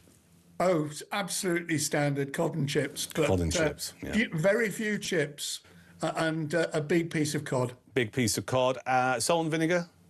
Quite definitely, and loads of tomato ketchup on top. Right, mushy peas? If I'm eating it actually in a restaurant, in a pub, then yes, definitely. If I'm walking with it, no. Brilliant. I love that caveat. Thank you, Robert, for your fish and chip observations. Let's get on to more serious matters on Drive here at Talk this afternoon. One of the things we've been chewing over is obviously the by-election that's looming. We had Question Time on the telly last night featuring 5 of the candidates. We had let me get this right, we had the Labour candidate, the Tory candidate, we had the Reform candidate, we had the Green candidate, and we had the Lib Dem, didn't we? Yeah, I think that's all 5, isn't it? Obviously, you're a pollster as well. A lot of polls have come out about who may win this by-election. What was your take on what we saw in Question Time last night? The natural assumption is that you ask who's won or who's lost. Yeah. The reality is the issues are moving backwards and forwards in such a fluid manner that I don't think actually anybody won last night. There was no sensational new piece of information. People are saying, well, Andy Burnham did well, Reform candidate was criticised by a member of the audience. But those were all new existing pieces of information that were given. And if Andy Burnham thought that he'd won, then why has he come out with a new set of policies this afternoon? Yeah. He would have been basking in his victory. I will tell you the person I think that lost. Yes. And that is Keir Starmer, because the polls after Question Time say that Labour and therefore Andy Burnham are going to win. And under those circumstances, the person that's got the bigger problem from the rising from the by-election will be Keir Starmer, because the Labour Party will be knocking hell out of each other, if I'm allowed to use that expression, for the weeks after the by-election. That's a really interesting take. Listen, let's just pause for a second, because there will be some Talk viewers and listeners who didn't see Question Time last night. So let's just bring them up to speed with a couple of the bits and pieces that went on. First off, this is Andy Burnham. I'm not somebody who gets ahead of myself. I can't do anything unless I'm lucky enough to get the support of people here. But if I get your support, I would seek to represent you at the highest possible level and give this constituency maximum power and influence. I think Wes Streeting seems to have launched a leadership contest. So if that is running, I would seek to join it. That's Andy Burnham, the Labour candidate from last night's Question Time. And this is the Reform candidate who also appeared as part of the panel. This is Robert Kenyon. I think a big move away from career politicians would certainly help, and having normal people involved in politics. Andy touches on us being the fastest growing economy. Does anybody in Maker feel that we've got the fastest growing economy? Or is it all just kept in Manchester? We keep giving our council tax. There's a bigger percentage every year being taken by Manchester. While Manchester thrives, we're struggling to survive in Wigan. We've been left behind. So my point would be, get normal people in politics, people who care about the place, people who live in the place, and people who want to stay here and not use it as a stepping stone for other things. So that's the Reform candidate, Robert Kenyon, on Question Time last night. Now, full disclosure, Robert, I used to prep and train. Well, I use the word train loosely, given some of the personalities. I used to prep politicians for Question Time, and I've been at Question Time recordings in the past, and it can be a bit of a bear pit, and it can be remarkably intimidating if you've never done it before. And I'm keen to get your view. I mean, Andy Burnham, a very polished politician, the Reform candidate, a guy who, up until, 2 or 3 weeks ago, was sorting out people's U-bends. How well do you think Kenyon did last night? I think he did quite well. People were not expecting a polished politician. He's standing, as that clip just identified, as a non-politician. He's saying, I want to represent the community. And that was the message that came clear. If you sit here in Westminster and London and analyse whether he did as well as Andy Burnham, who's appeared on Question Time any number of times, then of course he didn't, because that's not what people are looking for. So that's why I say nobody actually won from Question Time last night. It was all as expected from whatever side it may happen to be. Do you believe Andy Burnham saying, I'm going to represent Makerfield, it'll be top of the agenda? No, nobody believes that, because he's actually running to be Prime Minister, and he said that later on. So, there were all the standard comments, and I'm sitting here as a politician who's delivered them on many occasions. Yep. You never prepped me, so I might have had better advice if I'd had it from you.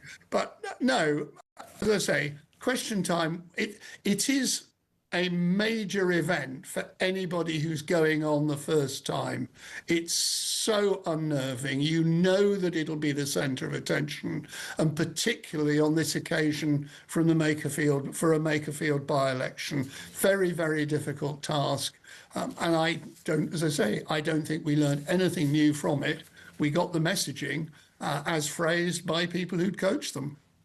Let's turn our attention to defence. We're talking about this on Drive this afternoon on Talk, Robert. This what appears to be squabbling at the heart of government between the Defence Secretary, the Prime Minister and the Chancellor regarding where to find the cash. Off the back of the Strategic Defence Review, we're waiting for the publication of the Defence Investment Plan, or the DIP as I've taken to call it this afternoon. And it appears, according to the Times newspaper, that the deadlock, if you like, is between the three people I mentioned, because Keir Starmer is wanting to try and announce something. John Healey is going, well, look, it's clear we need more money. Rachel Reeves is going, but, you said to me that we would increase spending to 2.5% of GDP and you wouldn't come back for any more money. I mean, do you think that the people at the top of government are taking defence spending seriously?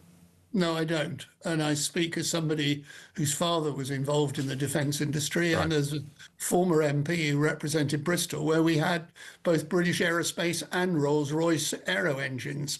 So, no, I don't think they are taking it seriously. But the more important matter is not whether I think it's being taken seriously, but whether the other European nations in particular think we are taking it seriously, and they don't think we are either. We've taken, as you say, a year to come up with or not come up with a defence investment plan. It may now be 15 billion instead of 18 billion, which in itself is probably not enough, but it's the damage it's doing to this country in the eyes of other people who would look to us to be their partners. And bear in mind, not only that one looks at Western Europe, but we have strategic partnerships, depending on which aspect one's looking at, with the United States, with the Australians, with the Japanese, with the Turkish. So it's impacting on us and our reputation right around the world. Robert, thank you for your time. Have a good weekend. That's Lord Robert Hayward, Conservative peer and pollster, here on Drive Time at Talk. We mentioned the Makerfield by-election happening on the 18th of June. These are the confirmed candidates: Jake Austin for the Lib Dems, Count Binface for the Count Binface Party, Andy Burnham for the Labour Party, Dan Clark for the Libertarian Party, John Dyer, an independent candidate, Ed Gemmell representing the Climate Party, Paul Gould is an independent candidate, Alan Howling Lord Hope is the candidate for the official Monster Raving Loony Party, Robert Kenyon for Reform UK, Robert Pownell for Protect the Wild, Rebecca Shepherd for Restore Britain, Sarah Wakefield for the Green Party, Peter Ward for Rejoin EU, and Michael Winstanley is the Conservative Party candidate. 5:15, it's Talk, the home of common sense. Let's get some of your voice notes on the air, talking about the Labour leadership. This is Rob. They got elected, and all they said is, well, we're indifferent to the Tories, so as long as we're indifferent to the Tories, everything's going to be all right. And now they're playing the same card with this leadership challenge. Oh, if we change our leader, it's just a change of leader we need, and everything will be all right. No, it's just a change of this rotten, corrupt Labour government. That's what we need a change from. And we don't want them Conservatives. Rob, that's interesting. I mean, rotten and corrupt, that's a couple of powerful words levied towards our government, the current administration. If you agree or disagree with Rob, 0344 499 1000. Talking about defence this afternoon on Drive and the lack of a plan. This is Damon. I served in the Armed Forces for 12 years with the British Army. And back in the 1990s, you could see the penny pinching and amalgamating different regiments with each other to save money. And this has been going on for a while, but the problem is politicians don't see it. And the reason they don't see it is because contingency plans are in place for them. If war was to break out, they would be well protected. Politicians will be on the first ship, first flight out of here. And the British public would be left behind to deal with whatever way they could to try and survive. That is the reality of it as far as I'm concerned. This is why they don't put defence as the #1 priority. Do keep your voice notes coming in, 0344 499 1000. A few messages here talking about the asylum system that appears to be not fit for purpose, and we'll talk to the chair of the group of MPs, Sir Geoffrey Clifton Brown, about their report in just over 10 minutes' time here on Drive. Talking about this particular situation, there's a great message here from JW, who says, Duncan, I am an immigrant from Texas, been here 24 years, and I've had indefinite leave to remain since 2003. Immigration is totally out of control now, with too many hands in the proverbial cookie jar.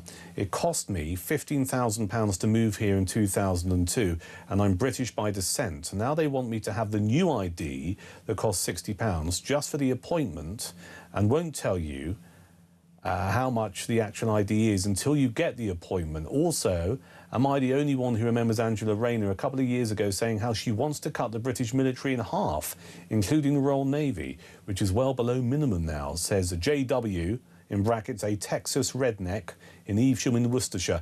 I don't recall that Angela Rayner stuff. That would be interesting. Maybe our vast team of researchers can have a look and see if she made those comments. I think it's fair to say there are a number of Labour backbenchers who would bristle at the idea. I think this is part of the problem, actually, when we talk about defence spending. It's not just about Rachel Reeves going, where is the money coming from? You said you wouldn't ask for any more money. I think there's a lot of Labour backbenchers who would hate the idea of us increasing or pumping even more money into our defence budget, because they're not built that way. They'd rather support welfare than warships, right? So therefore, I think it's Keir Starmer trying to avoid another clash with his Labour backbenchers, because we know what happens. History speaks volumes. He goes head-to-head with his Labour backbenchers, and I go, no, and he goes, all right. A couple more messages here. This is from Johanna, who says, Duncan, we are a military family, Army, Navy, and the next generation looking at the Air Force plus manufacturing. 2 years ago, the first thing Starmer's government did was cancel contracts desperately needed. Locally, I know of one, £12 million one. There must be loads of others. It's not only the contract, but skills, redundancies and loss of skills that have left the country. You're right, you don't have to look too far, Johanna, into the defence industry in this country and defence companies who are saying, for goodness sake, sort out what you're doing. Sort out what you're doing with the defence investment plan, because we need contracts. And if you dig around, you'll find a couple of defence companies inside the last 6 months have gone into receivership because they don't have the work, because this government's faffing around about deciding what to do. It's 5:20. This is Talk.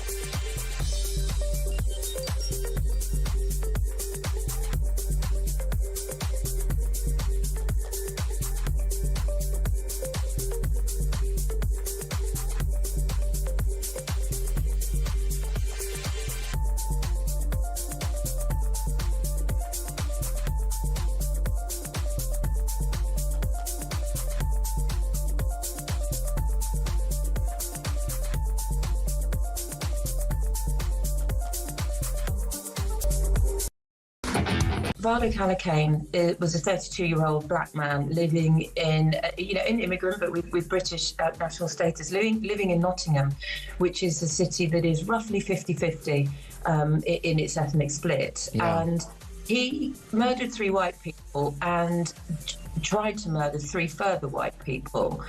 And Not once in any part of the conversation or reporting was there any racial profiling or even the question raised. What if it had been another way around?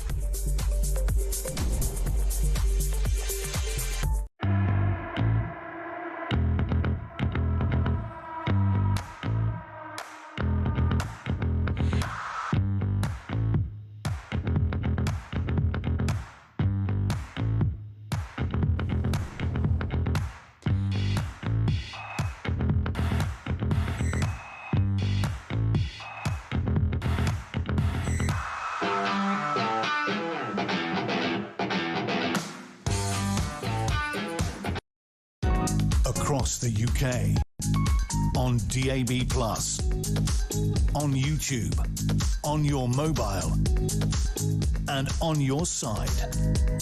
This is Talk. It's drive time, it's Talk. This is Duncan Barks. I'm here through until 7 on the home of common sense. Just after 5:30, we'll be talking to Sir Geoffrey Clifton-Brown, the chair of the Committee of MPs, the Public Accounts Committee, who put out a report earlier today saying that the UK asylum system is on the brink. It's getting a lot of attention from you this afternoon here at Talk. I just don't understand how hard it is. I'm sorry, I just don't. I can't get my head around this. You know, you call me a bear with little brain. I just don't understand how, if someone has gone through the asylum system and you know who they are because you've got their cases and there's going to be paperwork and all of that jazz, that when they've been told that they failed and they can't have asylum in this country, they disappear and the Home Office don't know where they've gone. It just does my head in. Anyway, we'll look at that after 5:30 here at Talk. A couple of bits before we have a discussion about something that I think is quite interesting in the modern age.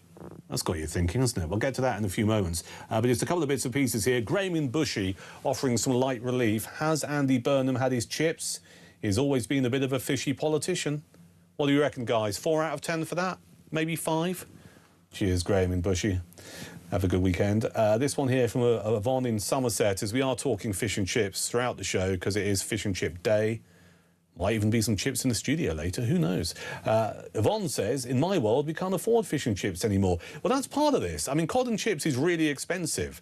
Even chip shops are saying, look, we know the price has gone up, we can't do anything about it, but have cheaper options, including, here comes my favourite word, pollock. I'm going to get that wrong one day, aren't I? Also, this is Neil, who says, I only found out last Saturday there are 3 types of curry sauce to put in your chips. Chip shop, Chinese and Irish. Who knew? Neil, NI vet, waiting for knock on the door. Neil, can we talk about curry sauce in the next hour? Can we do that? Remind me when we talk about the fish and chips in more detail, because I had a revelation with curry sauce and chips in Southend last year at, what's the theme park? Is it Dreamland or is it Dream World? Can someone look it up? Dreamland in Southend. I went there to do some business. I had fish and chips and the bloke I was with said, do you want curry sauce with that? I was like, no, can't think of anything worse. And he forced me to have it. And I'll tell you what, it blew my mind properly.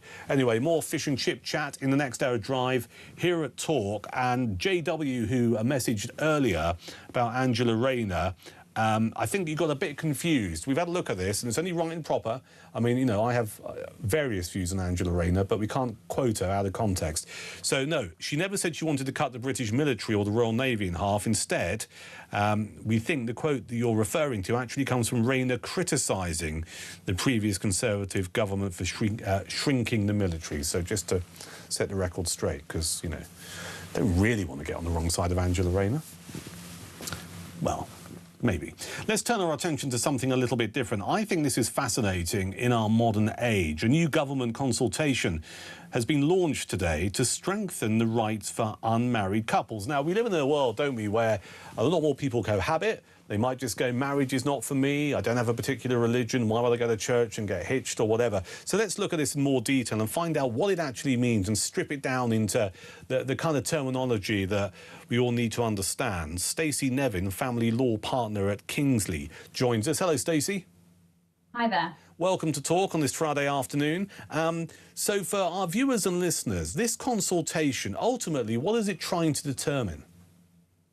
So at the moment, there's only a very limited and narrow set of financial protections available to individuals who have lived together as a couple but not got married, and they then separate. And it's, you yourself have said that's quite interesting in the modern day world. Yeah. What this proposal, the consultation, is seeking is it's seeking views from members, interested members of the public, relevant professionals, on proposals to introduce a statutory framework of rights and protection for eligible cohabitants at the point of separation. And that's particularly important, in my view, because data shows that more than half of the individuals in this country think we have a common law marriage concept, which we don't. Yeah. So there's no protections for lots of people.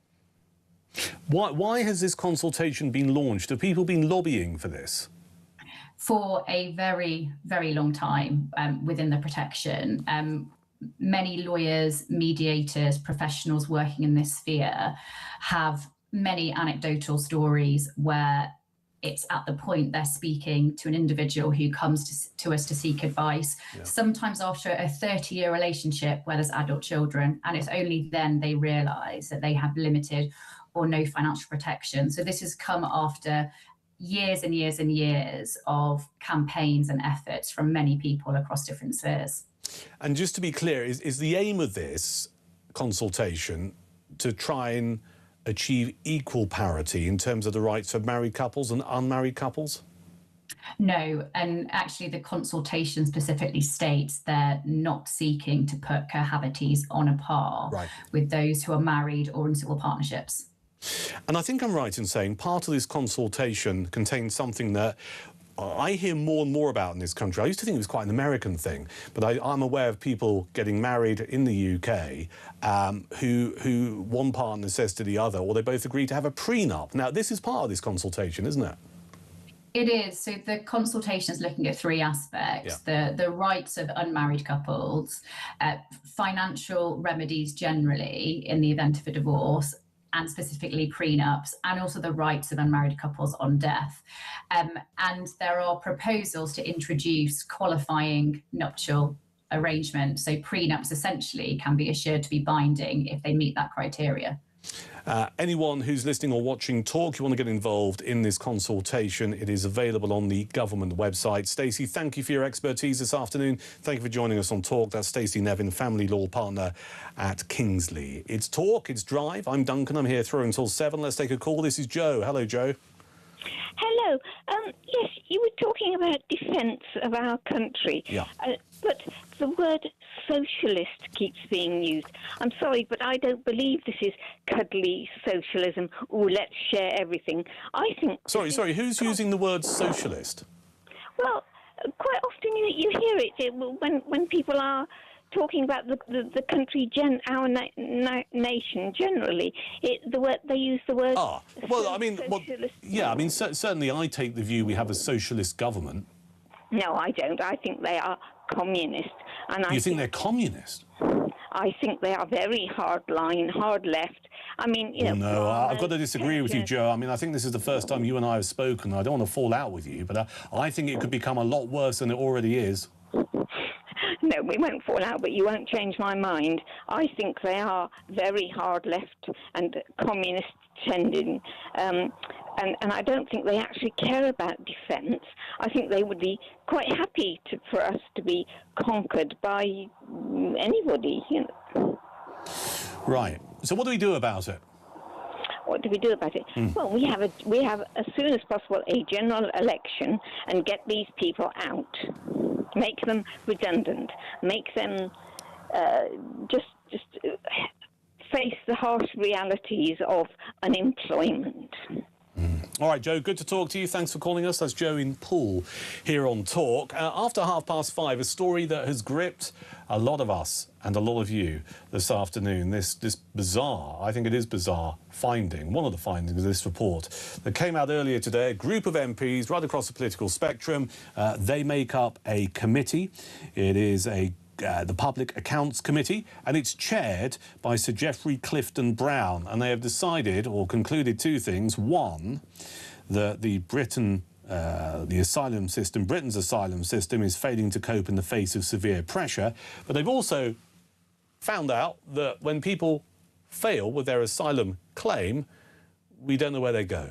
Utterly absurd. We'll talk to the chair of this committee, Sir Geoffrey Clifton-Brown, next here at Talk.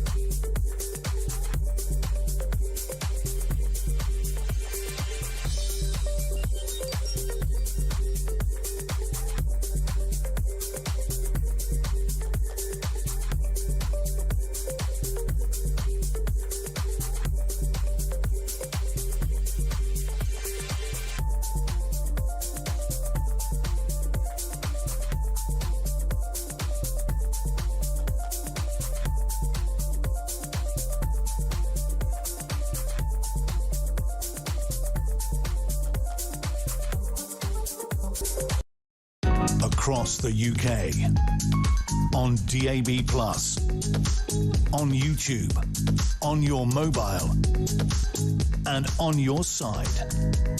This is Talk.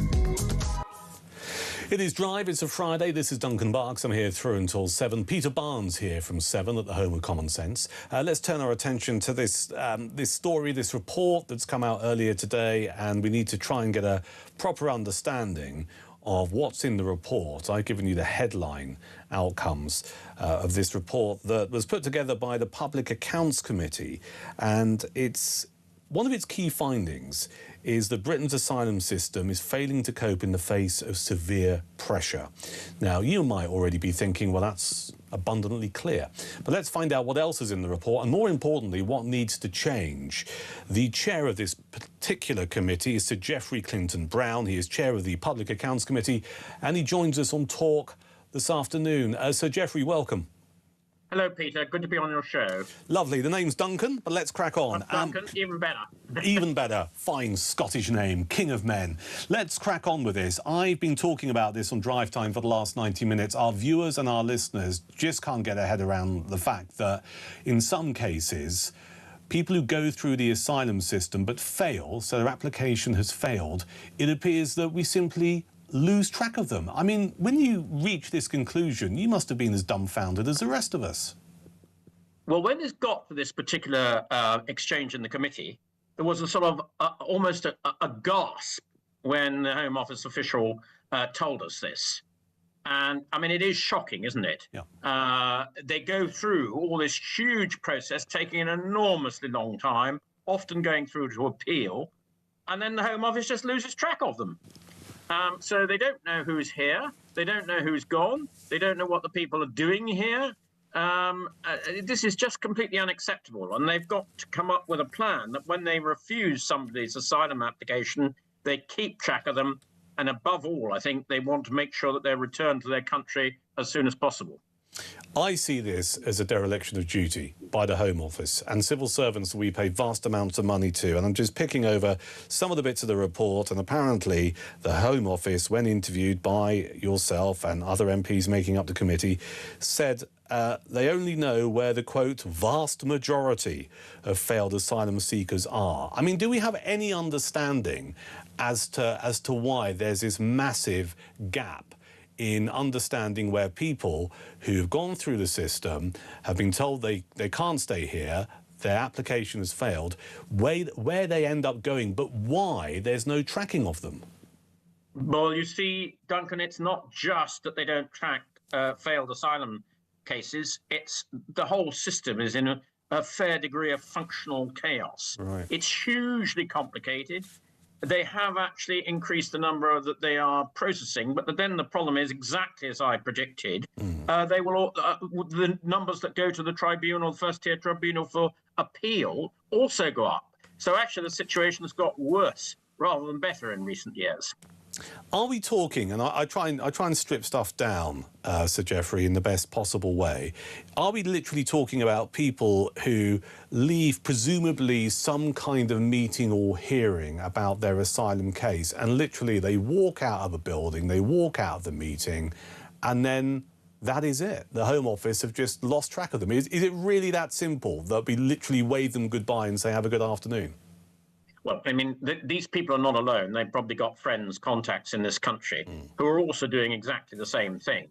So we've got to break this cycle. And as I say, the most important thing is if they are not entitled to be here as an asylum seeker, and I wanted to be absolutely clear with your listeners, I'm not being hard-hearted about this. For people who genuinely are in fear of their lives and are entitled to asylum, that's a different matter. Agreed. But for those that are not in that category, have come here illegally, they should be contacted and traced and then sent home to the country from where they've come.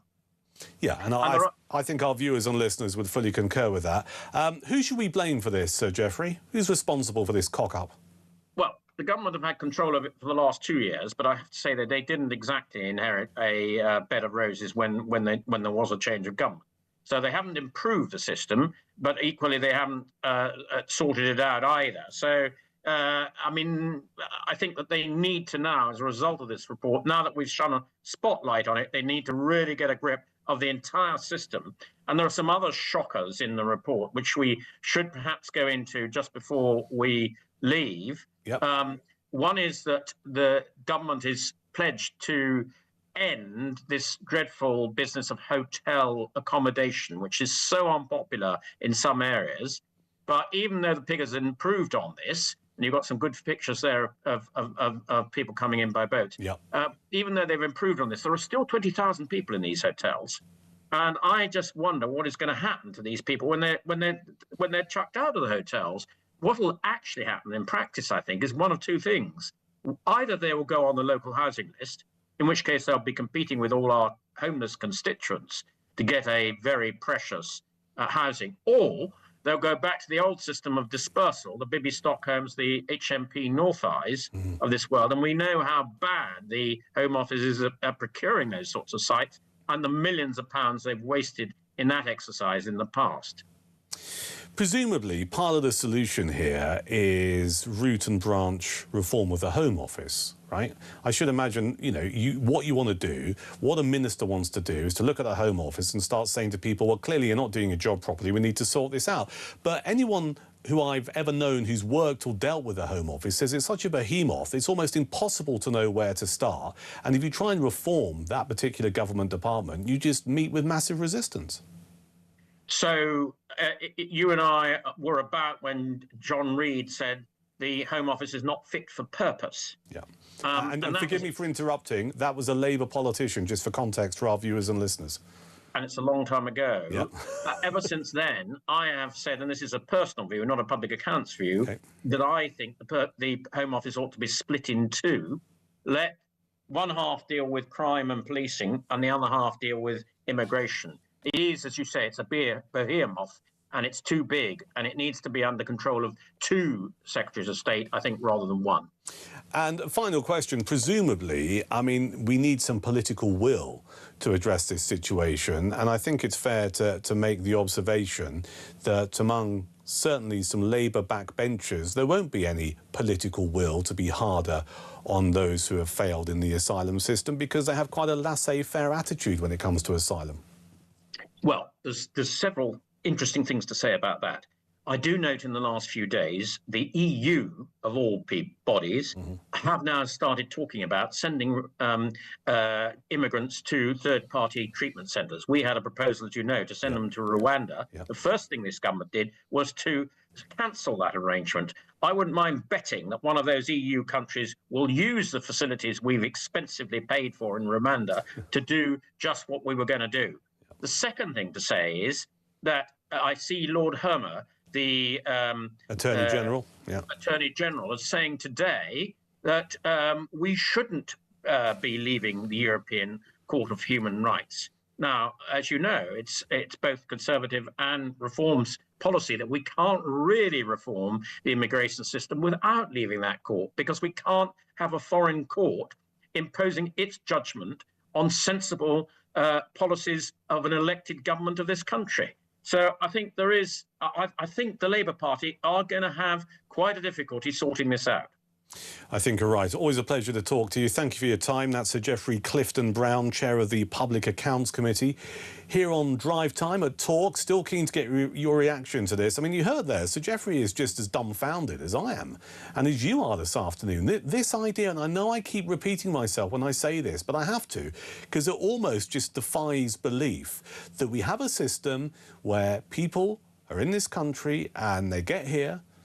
Many get here illegally. Let's talk about the small boats crossings. We know that takes place. We know that it reaches hundreds across a weekend when the weather is good, and a lot of these people, if not all of them, simply go, I'm fleeing some kind of persecution. I want asylum in Great Britain.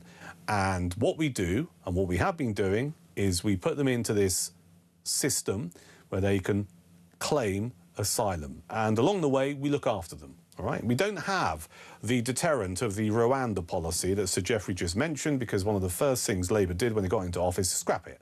All right, we know it works. It's brutal and it's hard, but we know from other countries around the world, especially Australia, if you say to people who get into this country illegally, you're going to be processed somewhere you do not want to be, wow, who would have thought it? All of a sudden, people stop going, I'm going to go to this country then and try and get asylum, because the first thing that happens is, well, you're going over there, it's a different part of the world, you won't like it, and that's where you're going to be processed. I mean, who would have thought it?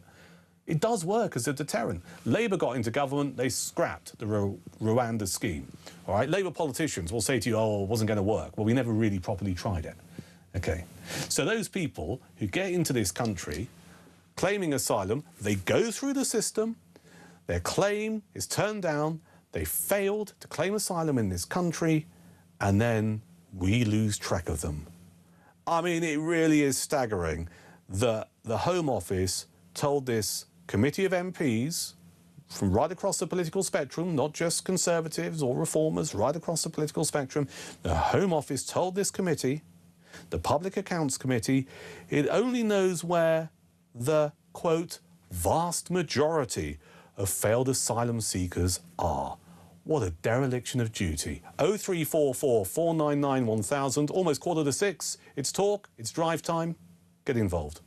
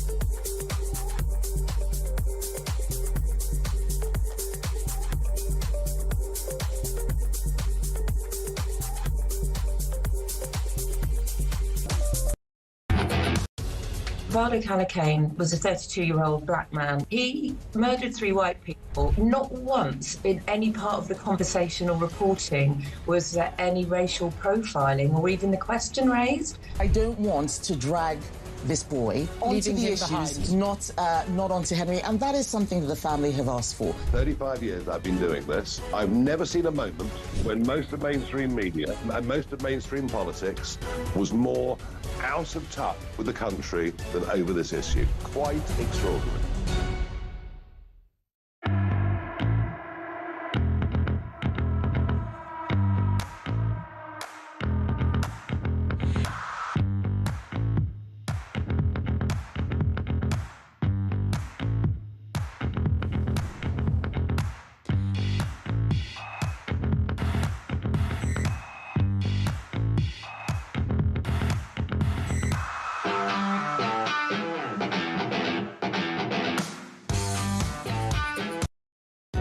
Across the UK, on DAB+, on your smart speaker, on your smart TV, and on your side. This is Talk. It is Talk, it is drive time. I'm Duncan Barks, I'm here through until 7. It's almost 10 to 6. I've got some breaking news here for you. Talk concerning Jon Snow, Channel 4's longest-serving newsreader. It's been revealed in the last few minutes he's been secretly battling Alzheimer's for 4 years.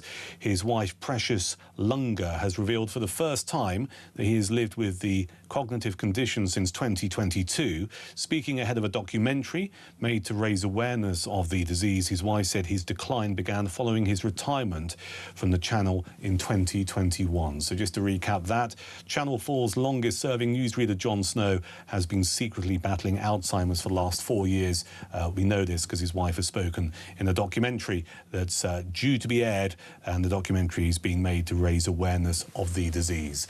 Let's talk sport. The World Cup is looming large, and I'm old enough to remember when I was a kid, and Tom joins us, Tom Barkley, England reporter for The Sun. Hello, Tom. I'm old enough to remember the excitement and the fever in the playground on the run-up to a World Cup, and you may or may not get this reference. We used to have Panini sticker albums. Oh, of course. Excellent.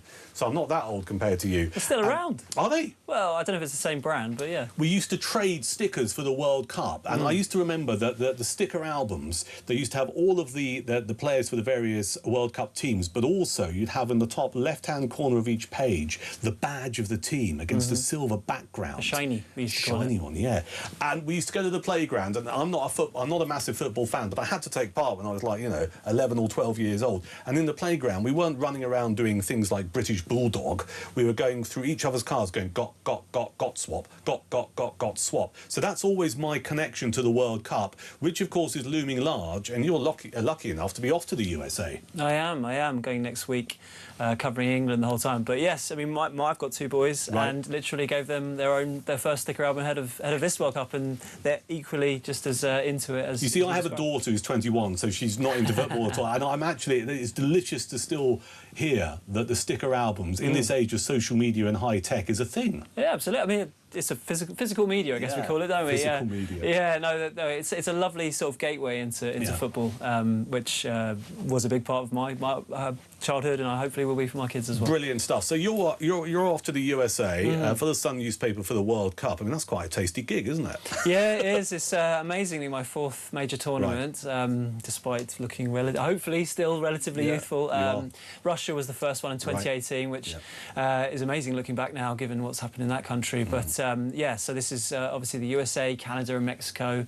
England will be based, at least in their group stages, just in the USA. They play Croatia in Dallas on June the 17th, followed by Ghana in Boston, and then culminates with Panama in New Jersey. And we'll see where they go from there. Yeah, I'm not going to pretend I know much about those opposing teams. Out of Panama, Croatia and Ghana, how does England look like it's going to fare? I mean, they should win that group, I think, fairly comfortably.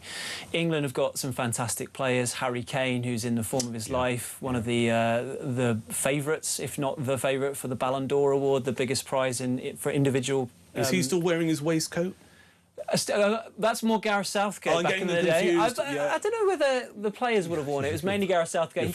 He kind of ditched that one after the 2018 World Cup. But Harry Kane is still very much flying the flag, at least for England. I'll wear the dunce hat later. All right, but go on. So we reckon that we're going to win that group and all of the matches. I feel relatively confident. The one thing against them, or one of the major obstacles that England will face, are the conditions. Obviously, it's the same for every team, but it's going to be sweltering out there. I've definitely packed the suntan lotion. Excellent. And who are the stars to look out for in the England team? England team, Harry Kane, as I mentioned already, the captain and star striker, who's already long since broken the goal-scoring record.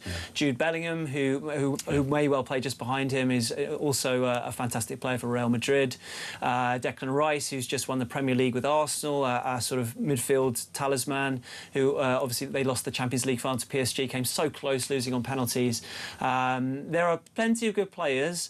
If your next question was going to be where are we a little bit more deficient, I would argue defence is where we're looking a little bit more suspect. And you mentioned the climate and stuff in terms of training to deal with that difference in weather. What kind of training do they have to go through to bring them up to speed? Well, right now, I'm not there, obviously I'm here with you, but my colleague Charlie White, who's our main England reporter, is out in Florida at the moment. England went out earlier this week for a sort of warm weather training ahead of the tournament, and on Saturday, tomorrow, they'll be playing their first warm-up friendly against New Zealand, who are also at the World Cup, and then they play Costa Rica next week, both in Florida, where they're hoping to sort of get to grips with the conditions they should face.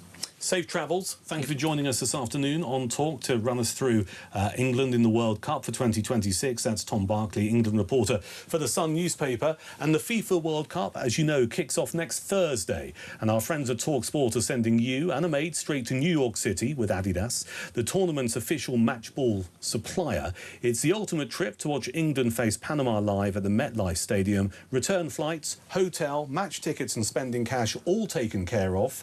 Plus, Adidas is throwing in the official Trionda match ball and a fresh pair of boots. So don't miss out. You want to enter? Here's how. For your chance to win, head to our friends at talksportwin.com or text TALK to 83338. Text costs £2.50 plus your standard network rate, or call 0343 418 7260. Lines close on the 12th of June 2026 at 4 p.m. That's when you'll need to answer your phone if it rings. 18 plus UK residents only. This is a network promotion. Full T's and C's at talksportwin.com. So for your chance to win, text TALK to 83338 now. It is drive time, it's Talk. I'm Duncan Barks. I'm here through until 7 after 6. Comedian Paul Cox, who I love, is going to be in the studio going through some of today's news stories. Paul here after 6 on Drive here at Talk, the home of common sense, and also in the next hour, because it is Fish and Chip Day, we will have a serious... Do you know that phrase I really hate, but I'm going to use it just to annoy people? Deep dive. We're going to have a deep dive. We're going to have a deep dive into Fish and Chip Day because why wouldn't we? It's Friday. A lot of people get their fish and chip suppers on a Friday, and we want to celebrate Fish and Chip Day in the United Kingdom. And in the next hour, we are actually going to go to a chippy in Scotland. What a win. But you let me know about your best chippies right across the United Kingdom. If you know someone who runs a chippy, an opportunity to get some great promotion here on Talk. 0344 499 1000, the number for your best fish and chip shops. And what makes a good chippy? I believe that a proper chippy must have pickled eggs in a jar on the counter. No pickled eggs, no proper chippy. Let's get some voice notes on the subject of defence. This is Judy. Have they only just found out that the armed forces has been shrunk down to nothing? 30 years ago, Tony Blair sent my son and other young men and women to fight in Iraq and Afghanistan with equipment that would have shamed a third world country. They were getting blown up in them snatched Land Rovers, which were just like paper mache, that stopped using them in Northern Ireland because they were no good for roadside bombs. But they sent them all over to Afghanistan and Iraq. Ever since then, it's been downhill all the way. You make some really good points there, Judy, and it's interesting to hear about your son. I mean, I remember it clearly that we had our lads overseas in Iraq, and there were stories in the newspapers. I mean, the Sun newspaper did a really good job exposing that they were fighting in this war with kit that wasn't up for purpose. I mean, it's disgraceful, and you can make the argument, you know, that, all right, we're talking about the current Labour government and the last 2 years, and we still haven't had the defence investment plan. Who was in charge of this country when we were at war with Iraq in 2003? Any ideas which political flavour of government we had? I think it might have been a Labour one. 0344 499 1000. You want to pick up on the defence situation that we're chewing over here on Talk. Let's take a call about water. We were talking about Welsh water in the last hour of the show, or earlier in this hour. This is David in Lancashire. Hello, David. Hello, Duncan. You all right? Very well indeed, mate. What would you like to say? Just a quick comment. Your report, your commentator, talk about Welsh water.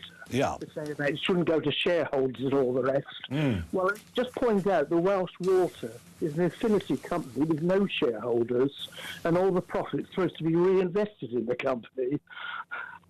Well, that's interesting. I mean, I didn't know that, and clearly our guest wasn't that clear either. But they're still the latest major utility firm to face financial sanctions, and you know, I do wonder whether or not at some point we're going to have a very radical conversation about what we do with the water companies right across the United Kingdom, and whether or not, and here comes that word, I'll say it quietly, nationalisation. Whether or not nationalisation is the answer. What do you think? I don't think it is. I accept there are a lot of problems, and I don't think privatisation has particularly worked very well. But when I think of what's happening in Scotland, which is very much under state control, and again, talking about Welsh water, which is an affinity, we can't really blame all the problems of the water industry on privatisation, I would have thought. Yeah, I mean, it's difficult, isn't it? Because I think as customers, all of us just find ourselves thinking, our water bills are going up, okay? And you don't have to search too far to read about the latest crisis in one part of the country or the other, or chief executives getting vast amounts of money or being pressurised into not taking their bonuses or whatever. And I mentioned this when we were talking about it last time. David Hinton, who was the guy who was in charge of the water company in the Southeast Water. You know, a lot of people, a lot of MPs as well in Southeast England were just going, mate, you've got to resign. I mean, you know, you've got whole streets that have been without water for like 10 to 14 days, and it's almost like there's a bit of a swagger and a bit of an arrogance with some water companies. Do you think that's a fair comment? Oh, I think it is. Yeah, I mean, it sounds as well. South Eastern Water seems to be a basket case, and what I could see, Thames Water is a basket case as well. Yeah. But it's not just confined to the privatised water. That's my main point.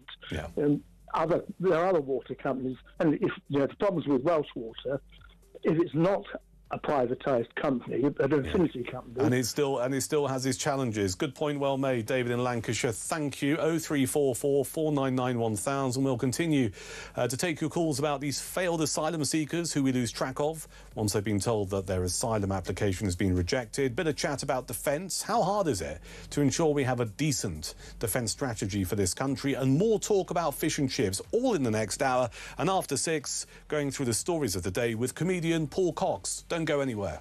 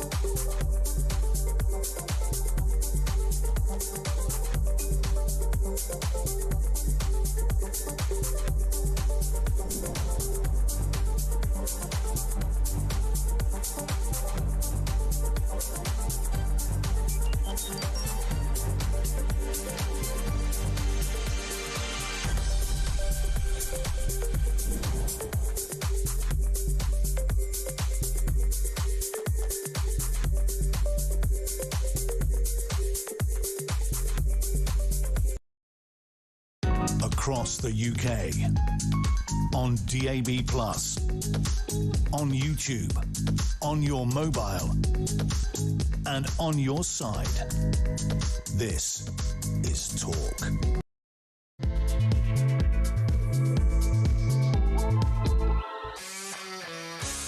Evening, Friday evening, I'm Duncan Barks. This is Talk. We are the home of common sense. I'm here through until 7. Peter Barnes here after 7. We'll find out what he's on about a little bit later on. In the meantime, between now and 7, we're going to be joined by comedian Paul Cox in a few moments to go through some of the news stories of the day. We'll continue to take your calls about a couple of vital things I'm keen to get your views on, and something that's a little bit frivolous, because it is Friday. So let's talk about the failed asylum system. I mean, I know I keep banging on about this, but what really incenses me is we pay these people vast amounts of money. I'm talking about civil servants, I'm talking about the Home Office. As taxpayers, all of our money goes into funding various government departments, and it is increasingly clear they are not fit for purpose. We have a Home Office where what happens is we have people who come to this country, they claim asylum for whatever reason, they go into the claim system, if you like, they go through all of the process, their asylum application gets turned down, so it's failed,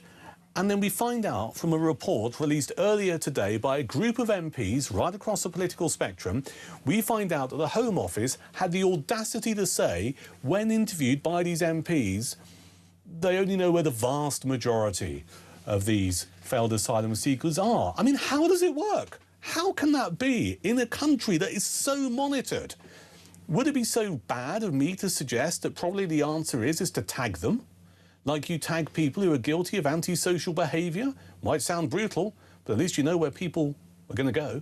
0344 499 1000 for your thoughts on that. Talking about defence, or the lack of defence when it comes to this country, we had the Strategic Defence Review that was commissioned by Labour last year, and it said basically this is what you need to do to ensure that this country is fit for the future when we talk about defence. The next bit of the jigsaw, if you like, was the Defence Investment Plan, which is just like, well, this is the money that we're going to spend on this. We are still waiting for the Defence Investment Plan. It was due to be published last autumn, and it turns out that the bottleneck, if you like, is John Healey, the Defence Secretary, who's going, look, I need the money for this. Keir Starmer going, well, I'm not entirely sure. And then Rachel Reeves, the Chancellor, going, well, no, we said we'd commit GDP spending to 2.5%. for defence. You can't have any more. The world has changed, Rachel.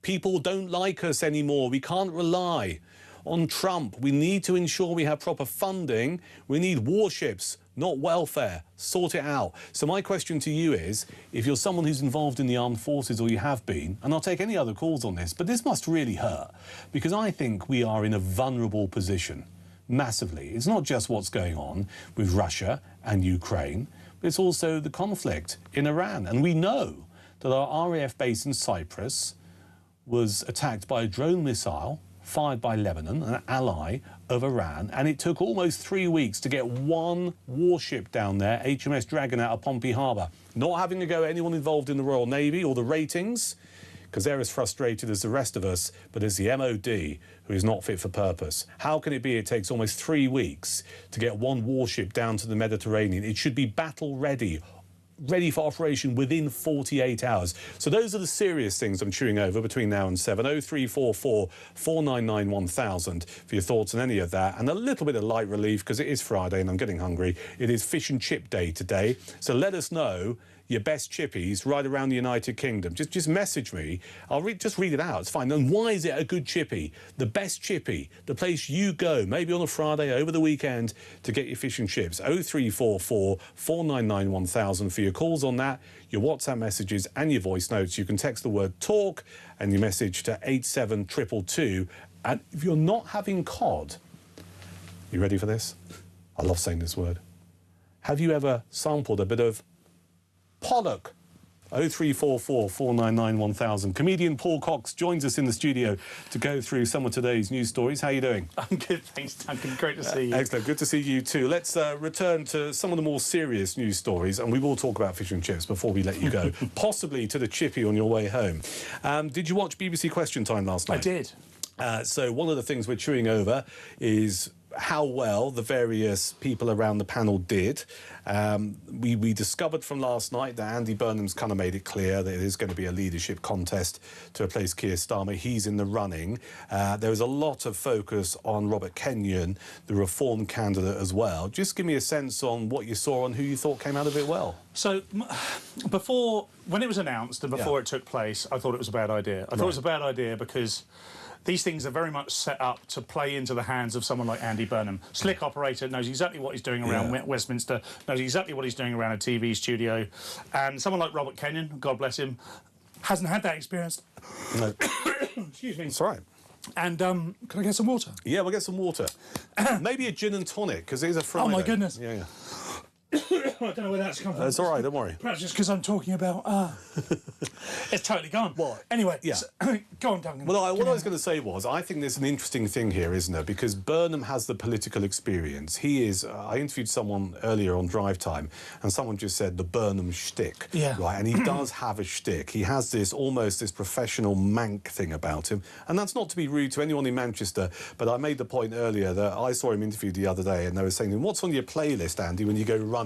And he listed pretty much every Manchester band ever in existence, and you kind of go, oh, this is all a little bit too obvious. So he is a slick operator, and you know, he's been an MP before, he's the mayor of Greater Manchester. You know, he's comfortable in front of a camera, he's comfortable asking questions. Then you've got to contrast that to Robert Kenyon, who up until a couple of weeks ago was sorting out people's U-bends, right? Absolutely. And you know, is it fair to judge them in the same way? Is it a like-for-like comparison? So you mentioned about Burnham. How do you think Kenyon did? So, sorry, and thank you. It's all right. So it played out as I expected, essentially. Yeah. However, we are having to make a decision now as a nation, as a constituent, UK constituent, on what we want from our politicians. Let's not forget that we've had the convention. We've had the convention for 100 years, and Andy Burnham's very much part of that. Yeah. I thought that Kenyon did well by... particularly in his interaction with the Green MP, who seemed to sneer and look down his nose at him, and he seemed to hold his own there. Yeah. Of course, he's not studio ready, he's not slick. Interestingly, when the question was up, when they were talking about, you know, when the Lib Dem MP, whose name escapes me right now, was talking about whether this was the appropriate way to get a Prime Minister in via the back door. Yeah, Jake Austin. Jake Austin, yeah, which was a very good point. I was interested to see the audience's reaction, because we're led to believe that's Makerfield, that audience, and they didn't seem to be too fussed by it. Yeah. That told me something. That didn't tell me that that's what that constituency believes, because I can't believe for a minute the majority of that constituency wants to be part and a pawn in this game. Yeah. So it told me that that was quite a curated audience to some degree, which obviously played into Andy Burnham's hands. However, the way that Robert Kenyon conducted himself was good enough. I just don't think that if we're going to measure him by question time standards, it's the right place for him to be. He's best to be out on the streets, he's best to be knocking doors, he's best to be talking to the constituents, the people he knows in an area he grew up in, and that's where he's going to come into his own. I suspect... that wouldn't have changed anybody's mind last night. There was nothing about what Robert Kenyon did for me that said, look, he is better than we thought he was, or he's different than we thought he was. He is what he says he is. He's a regular Joe from Makerfield who believes that the politics of Makerfield should be decided in Makerfield, not in Manchester, and certainly not in Westminster. Was it fair, and I think we could see it coming, but was it fair to chuck some of his previous comments that he's made in the past when he wasn't a politician? You know, I mean, this guy is a plumber by trade, but he made some comments about Carol Vorderman. He's in the past, he's declared himself to be asexist, and of course all of this stuff was chucked at him last night. Is that fair and relevant, you know, in the modern age? Because I find myself getting frustrated with modern-day politics, and I don't know about you, but certainly I probably stuck something on social media 12 years ago, you know, which is not overtly sexist or racist, but people might go, well, you're a bit harsh about that. In fact, I distinctly remember having a pop at Addison Lee drivers, saying, for God's sake, if you can't learn to indicate, get out of my country, right? And someone said to me, oh, that's a bit too far, and I probably regret saying that now, but I was frustrated at the time, OK? Does that kind of stuff make it right in terms of bringing it back to haunt people 12 or 15 years down the line? Again, it's a decision for everybody to make, not just the people of Westminster. You know, I'm a comedian, a satirist. I'm sure if somebody looked at my social media for the last 10 years, they could find a whole raft of things that they could take and frame however they wish. And I wouldn't take any of it back, because in the moment I was either trying to be funny or I was making a point. Now, whether that's good, you know, whether that's right or wrong is not for me to decide. But let's be honest here. Again, back to the convention. We've had the same people doing the same thing in a slick way, pretending that they're one thing, and they're obviously not, for 100 years. What Robert Kenyon is an average man who does a working class job that we all need, and he has the views of that type of person, which, by the way, is the vast majority of people. They might not share that view in that way. They might have a different view that's equally contentious and share it in another way. But let's not forget, we are human beings. Social media has changed. For people of our generation, Duncan, we had no idea. We never grew up with this stuff. No, we didn't. And I mean, I do find it interesting, because one of the things that he was making the point about last night is we need more real people or normal people in politics. And I find myself thinking, and, you know, Paul, I've knocked around politics for years, either, you know, working in politics or reporting in politics for all kinds of different clients and political parties. I'm not a member of any party. And if someone said to me, you know, I want to get involved in politics, or I want to become a councillor, and then I want to become an MP, and regardless of what party they might want to stand for, I would say to them, are you really sure? Because it's going to rip your life apart. Your opponents will be literally picking over anything you said on Facebook, you know, 20, 15 years ago, because they think it's fair game. You know, they'll look at your family. Oh, well, this person's got a daughter who once said this, because your opponents genuinely think that's fair to do, to attack you.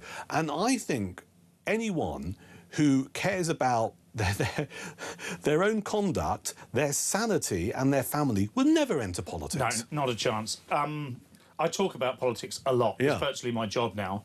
And as a result, many people have said to me, oh, it'd be great if you became a local council or even an MP, Paul. And I always say the same thing. It's so much easier and much more fun to talk about it than it is to be in it.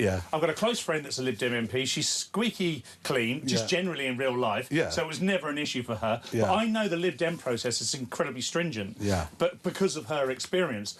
And they went through tests that I could never have passed. However, do I think I could be some use in politics? Perhaps. Could you be some use in politics? Of course. Could many people be used in politics? Yes. But the thing that will stop them is exactly what we're talking about. And we're at the threshold now of the beginning of the future, because the convention will change. And it will change over the next 3 to 5 years, whenever the general election comes and beyond.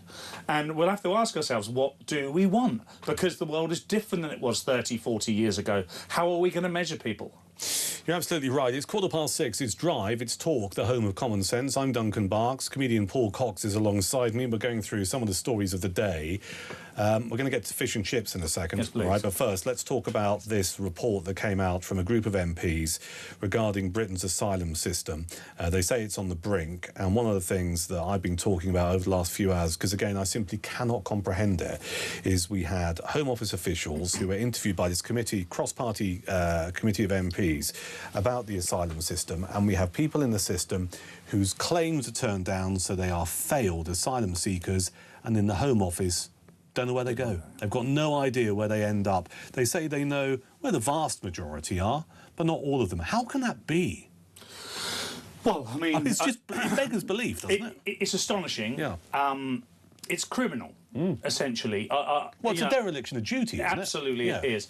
And I think what's happened is, I don't know if anyone's noticed, but we've had rather the insurgence of illegal immigration in the last 10 years, and as a result, the system's not fit for purpose, particularly a liberal system that's become more liberal, interestingly, become more liberal over the last 10 years. My father-in-law was an immigration officer from the mid-60s up to the mid-90s, and he had to have a degree qualification. He spoke 4 or 5 different languages.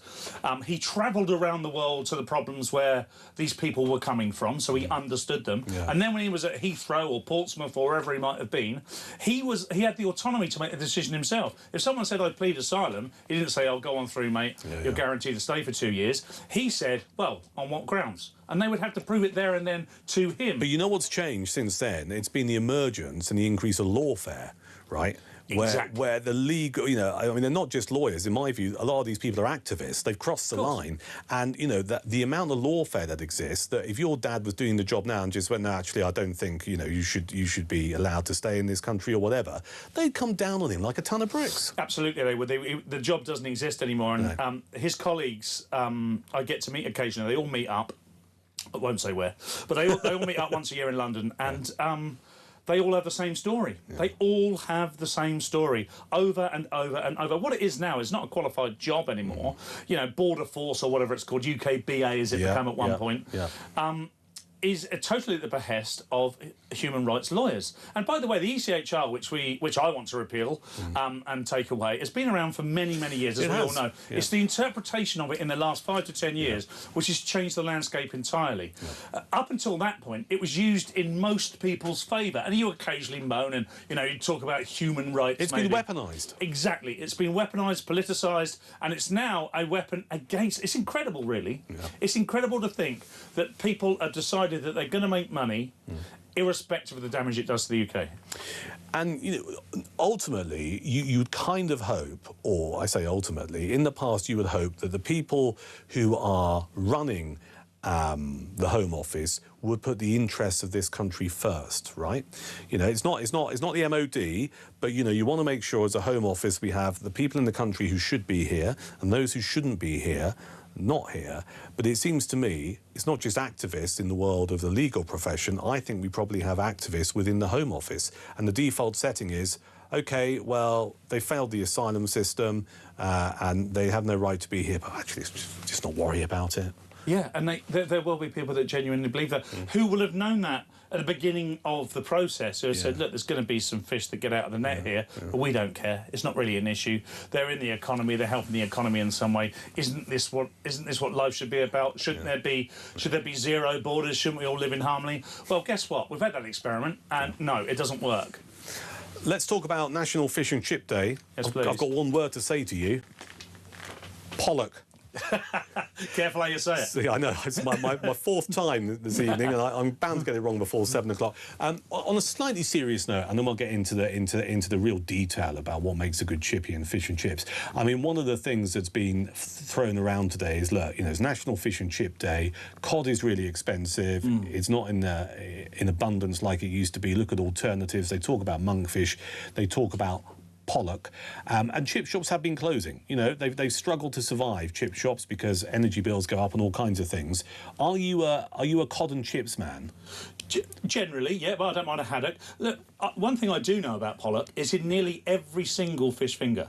We've all had fish fingers. Yeah. I mean, I grew up on a steady diet of fish fingers. Yeah, me too. And as a result, I've eaten a lot of pollock. Yeah. But careful what you say. Yeah. But at the end of the day, why not? It's a good substitute. Yeah. It's plentiful, so it's not at risk. People don't know that pollock's in fish fingers, and they like it. Yeah. I don't think you'd know. If someone told you it was cod... I can't really and I've eaten a lot of fish and chips, Duncan. Yeah. Look at me. Well, look at me. But, you know, we're connoisseurs. Yeah. But I don't think I could discern the difference between haddock and cod that often. No. Sometimes I pretend I can and say, oh, that's definitely haddock, and I've had a little look at the board and I already know it is. But I don't think people mind. And if it keeps the tradition of fish and chips alive, let's do it. Have a bit of pollock. Do you have a local chippy? I do have a local chippy. I have a couple of local... Go on then. So what makes a great local chippy is usually... I think the chips. So the fish can come... You can accept with fish sometimes it can be a little without flavour, if dare I say that. And sometimes the salt and the vinegar and the batter can make the difference. Yes. So the batter has to be right. But the chips, for me, a soggy chip is a waste of time. Yeah, it ruins your day, doesn't it? Well, it's ruined months for me. Yeah, it needs to be a crispy chip. You don't want a soggy chip. And you don't want reheated chips. Some fish and chip shops, which I'd never go back to, I'm not going to name them, you know they've reheated, particularly at lunchtime, the previous evening's chips. And that is a no-no.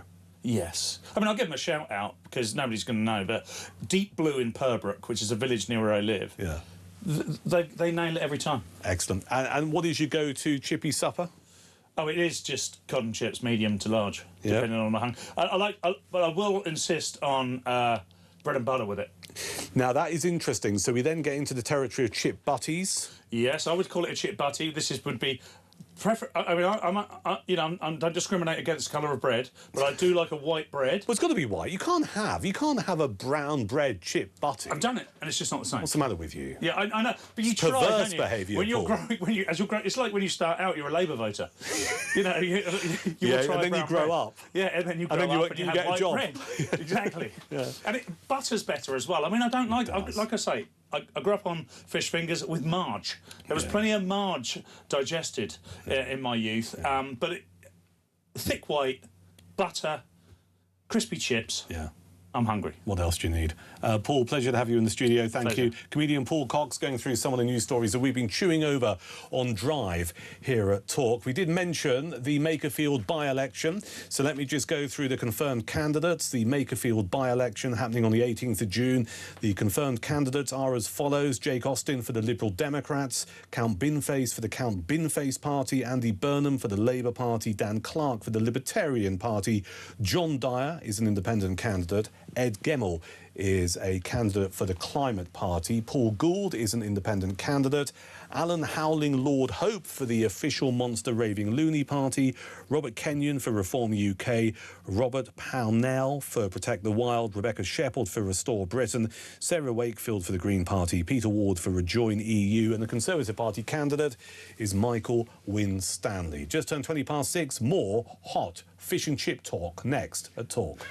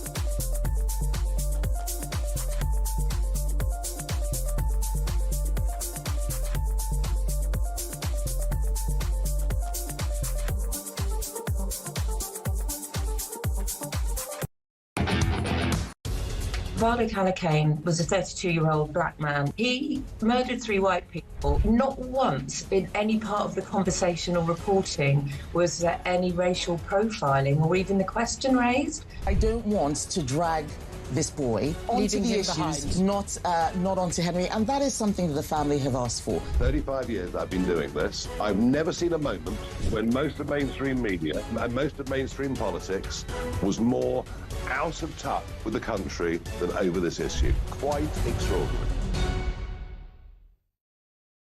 Across the UK, on DAB+, on YouTube, on your mobile, and on your side.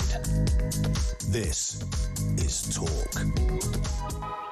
6:25, Friday evening, it's Talk, the home of common sense. I'm Duncan Barks, doing drive time through until 7. Peter Barnes here after 7. We'll catch up with Peter shortly. Can you smell that? Can you smell that? Right, look at this. Right, So, if you're watching on your connected device or YouTube, that, I think, is a pot of curry. We're going to get to that in a second.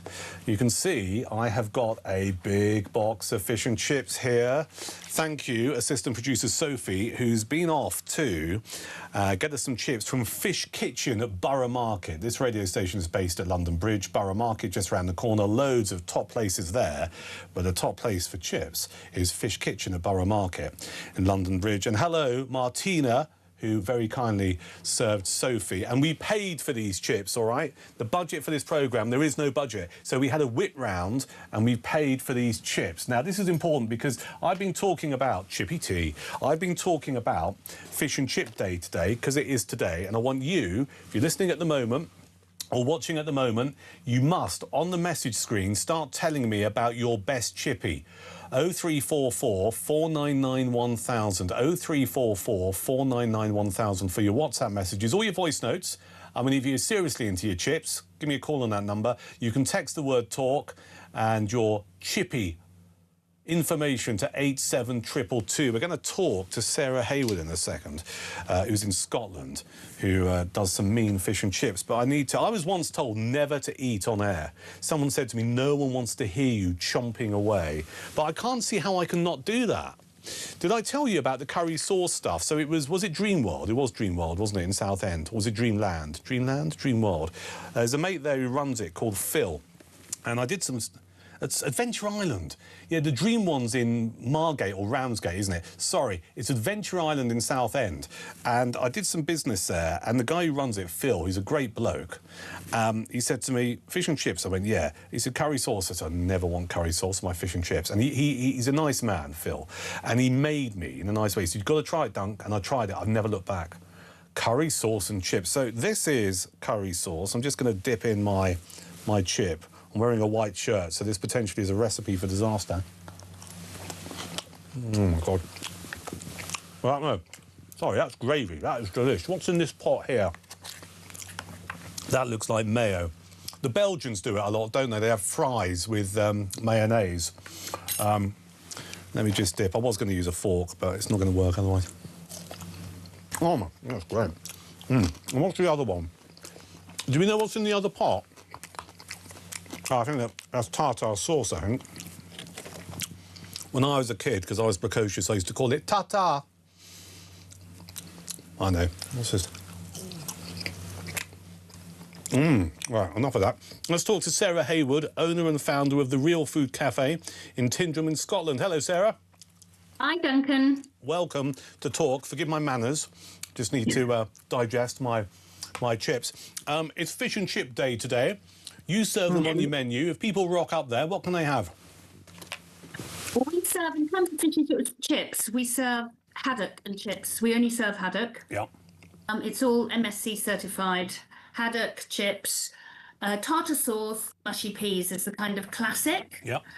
Depending on where you come from, because where I am is quite a remote place. It's a very small, remote place. It's population 150 in Tyndrum. Right. Which is the kind of gateway to the Highlands. Yep. Just to put it in perspective, the children going to secondary school go on almost a 100-mile round trip every day. Wow. So it is remote, it is rural, but we are very, very busy because a lot of people come through on their way to the northwest, the Western Isles of Scotland, touring Scotland, the North Coast 500, hundreds of people walking the West Highland Way, which is a very popular long-distance walking route, and so on.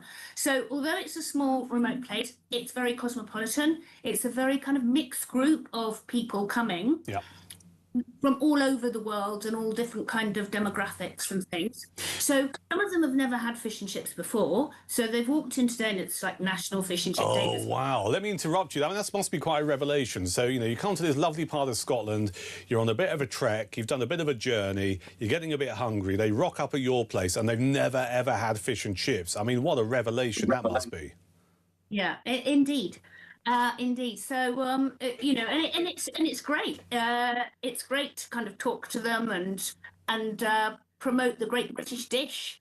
And lots of guides kind of bring their people to us because we've got a good reputation for our fish and chips. Yeah. We home make our tartar sauce and mushy peas. But then sometimes, especially the British, so we've got people from south of the border, all over England and different parts of Scotland, they all kind of have got different ways of having their fish and chips. So we can kind of tell where people come from by what they ask for to go with their fish and chips. So if they want scraps, for instance, You know, nobody here around here would order scraps, but if you're from Yorkshire, that's not uncommon. You know, you're going to have to, Sarah, explain to some of our listeners and viewers what scraps are. There will be people who aren't too familiar. Yeah, exactly. So scraps are, so when you put the fish into the oil with a batter on it, some of the, as the cold fish and the cold batter hits the oil, to make it kind of light and puffy, the grains of the wheat explodes, and some of that batter will come off the fish, and then it cooks as, you know, little tiny bits of batter, and those are called scraps, and you have to skim them off the oil continually to keep your oil clean, so they don't burn if they're, you know, they're in the oil too long. So you skim them off, and, you know, we put them, becomes waste. You know, we put them into a kind of container that the fat drains off them. Yeah. But in some places, they eat those scraps sprinkled on top of their fish and chips. So, and Yorkshire, I think, is one of the kind of places that's most commonly... You're absolutely right. I recall a very nice evening in Beverley, I think it was, in North Yorkshire, walking back from the pub and going to the chippy and having some chips on the way home. And it has to be, for me, on an autumnal winter's night, so you can actually see your breath in the air. Bag of chips, and the woman behind the counter says, "Do you want some scraps?" And I said, "Well, yeah. Don't know what scraps are." And I was there with my mate, and I'll tell you what, it absolutely hit the spot. I mean, it's probably not good for your cholesterol, but it's simply delicious. Yeah. Yeah, well, I agree. I mean, it's nice in moderation, and as long as it's not kind of too much coated in oil. But yeah, I mean, and then you've got people who want gravy. That's another north of England things. Yep. And also kind of what we'll call, you were talking earlier with the comedian about bread and butter. But there's all kinds of different names for that. You know, bat, bun, balm. Yeah. A balm. Yeah. A butty balm. Yeah. Look, the first time someone asked me for that, I was like, what? What the? What? What? You know, what are you? What's going on here? It's like a foreign language. Where does the cob come from? Which part of the world, the United Kingdom, is the cob? Because that's another thing. Is that Midlands? I think it is the Midlands, isn't it? A cob. Yeah. I'm not sure, but you get that too. Yeah, 4 cobs, and then my staff will be like looking at me. What does this customer want? So you know, it's kind of interesting. And then even in Scotland, you've got your regional variations. So we're further towards the west, but on the east, they eat their fish and chips with this brown sauce. I'm not keen, I'm afraid. It's like almost kind of neat vinegar, but like, I don't know, it's like extra strong neat vinegar. But they really love that on the east coast of Scotland, so who am I to... You've done a cracking job of explaining the various regional ways of enjoying fish and chips, or indeed a chip butty. On a slightly more serious note, I mean, one of the things that's circulating today on National Fish and Chip Day is to say to people, look, support your local chippy. You might find that the cod is quite expensive these days for all kinds of reasons, but maybe look at other fishes like monkfish or pollock or whatever. Do you kind of have a view on that? I mean, would you deviate from what you currently serve if you had to?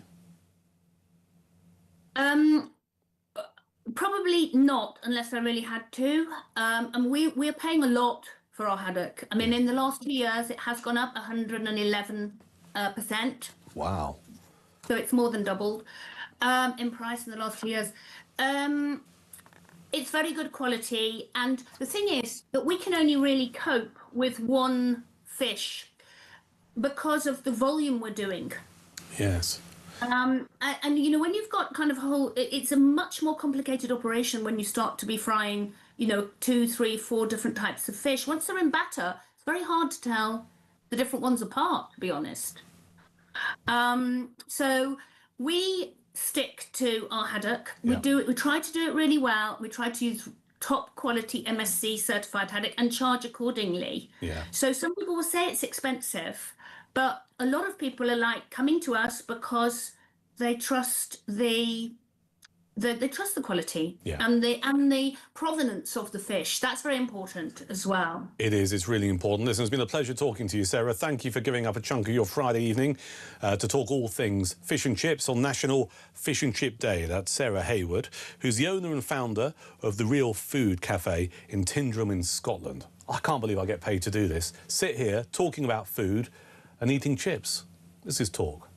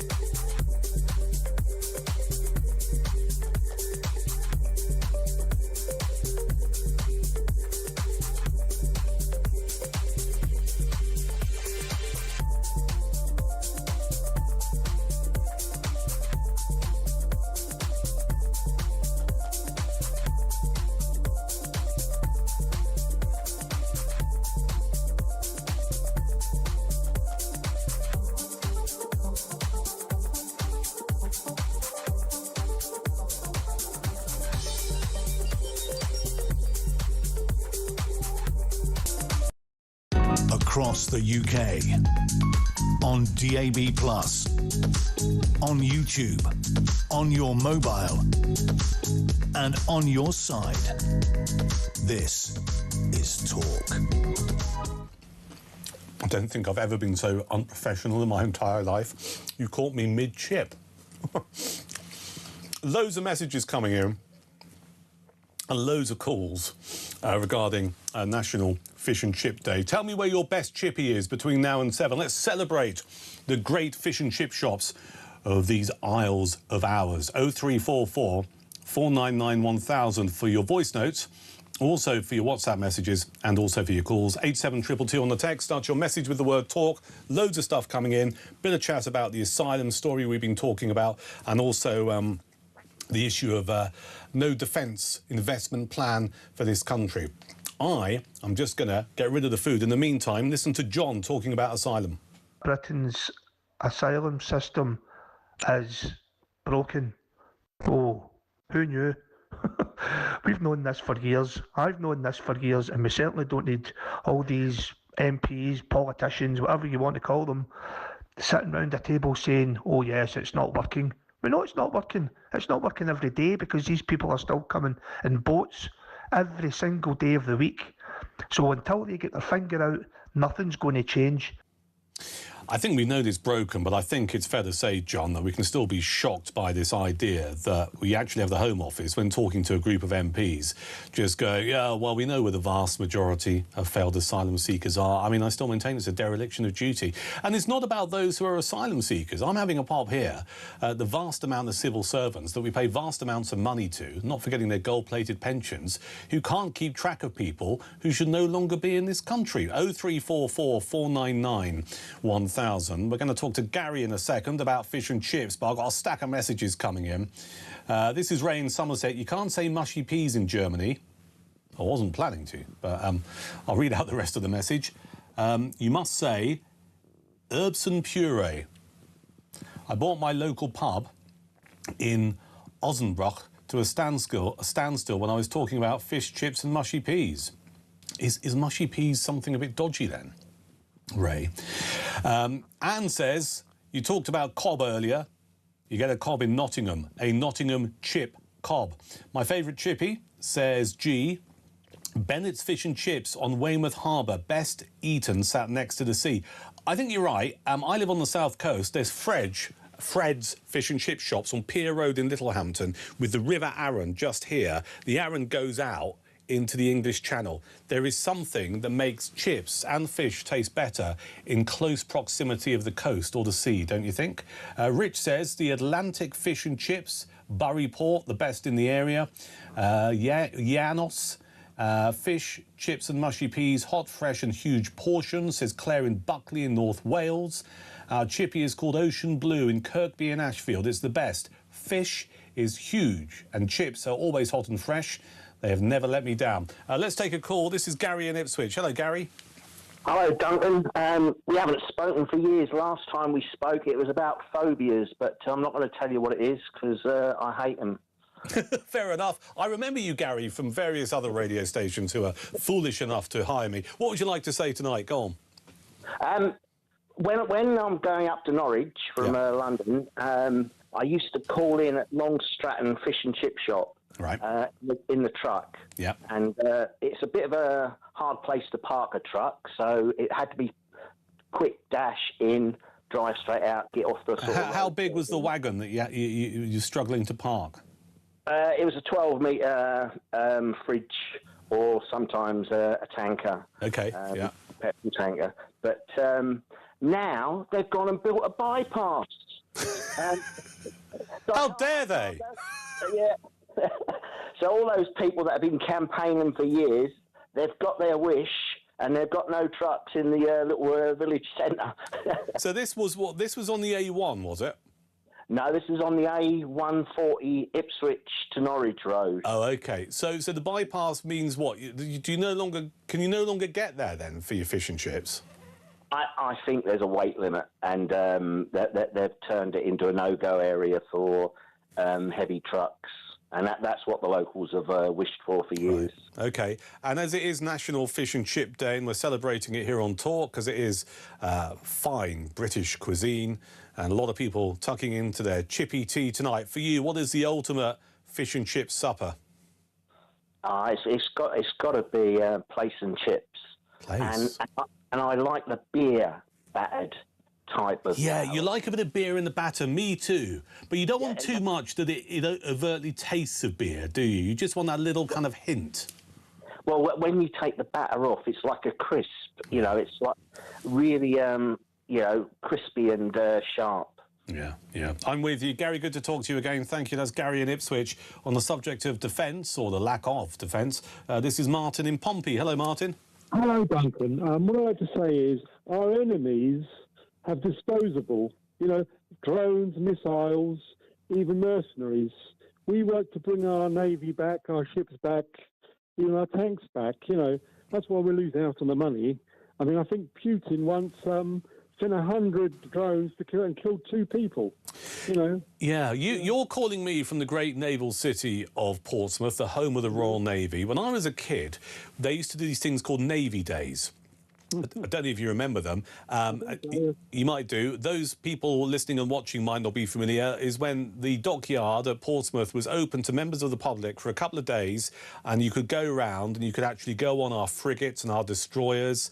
I remember very clearly being able to walk on the flight deck of HMS Invincible. I mean, I was a kid at the time. I was 9. I was a weird kid. I was into kind of like big ships, and all of this stuff. And I just remember being awestruck by the size of our Royal Navy. Bearing in mind this would have been probably 1983, 1984, 1985. I don't live too far away from you. I live in Chichester in West Sussex, and I still go down to Pompey. And now you can still take one of those little boats and do like a tour of the harbour. And you look around and you just see hardly any ships that are ready for active service. It's a really depressing sight. But like I said, our enemies just throw things. The drone that we were chased up with HMS Dragon, there was nobody there to defend from anyway. Like even the guy driving it could not be from the country that it came from. Yeah. I think there's a gang of fellas that think they're playing Space Invaders, and their idea of being injured is hurting their little finger when they press the trigger, I know what you're saying. Thanks for your call, mate. That's Martin in Portsmouth. I mean, the older I get, the more time I spend on this planet, and the more time I spend working in politics and in broadcasting and media, I do find myself thinking there should be certain things that should not be touched by politics. And let me explain what I mean about that. What I mean is, you could argue when it comes to defence, just stop the politicians getting involved, right? Because, you have some government in office, they go, well, we're going to do this for defence, and then they start doing something, then they get voted out, someone else comes in who doesn't like the idea of war, and they start cutting the funding and all of this, and nothing ever gets done. And I do think maybe when it comes to defence, given how our world has changed in a geopolitical nature, we need to sort stuff out, and it needs to be kept to. Because this lack of a defence investment plan, which was due to be published last autumn, at a time when the world is just such a weird place in terms of geopolitics.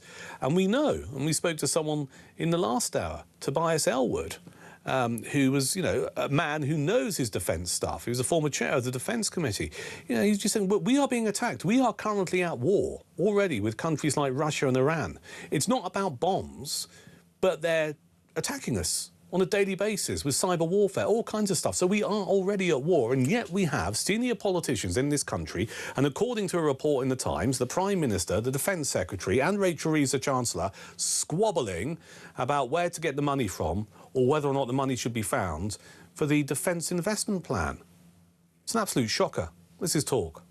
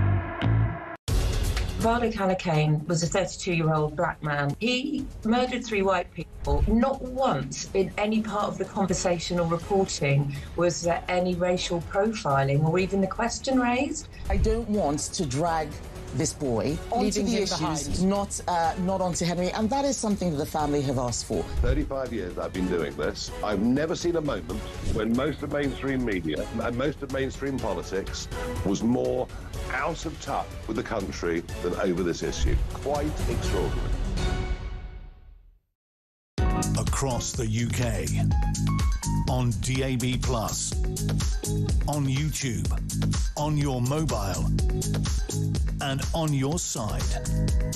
This is Talk. 10 minutes to 7 is Drive on Talk, the home of common sense. This is Duncan Barks. After me at 7, Peter Barnes is here. We'll catch up with Peter shortly. In the meantime, let's get as many calls on the air and get some of your messages read out. All of these about fish and chips? No. First off, let's be slightly serious with Phil in Exeter. Hello, Phil. Yeah, hi, Duncan. You want to talk about this woeful lacking ability of our Home Office to keep track of failed asylum seekers? Yes. The problem we have is that I don't believe the government's figures. It's terrible, and I think we have more asylum seekers in this country than has actually been reported. On 2 other things which I didn't phone about, I just wanted to go back to Judy, one of your previous calls. Well, may I just ask you about why you don't believe the government? Do you think that if we knew the true extent, people would be just more angry than they currently are? I think they would just be disgusted that there is. It's. I call it camouflage. They're just covering up statistics instead of actually telling people the truth, and I really worry about that for our country. Fair enough. And that is the real problem. One of your previous callers, Judy, was absolutely dead right when it came to the army. Or the lack of our army, if you like. I'm ex-services, and I cannot believe, back in the day, we used to have to get our kit from the Americans. Yep. And in the PX, which is like a naffy, if you like. Yep. And your other caller, the Welsh Water guy. Yes.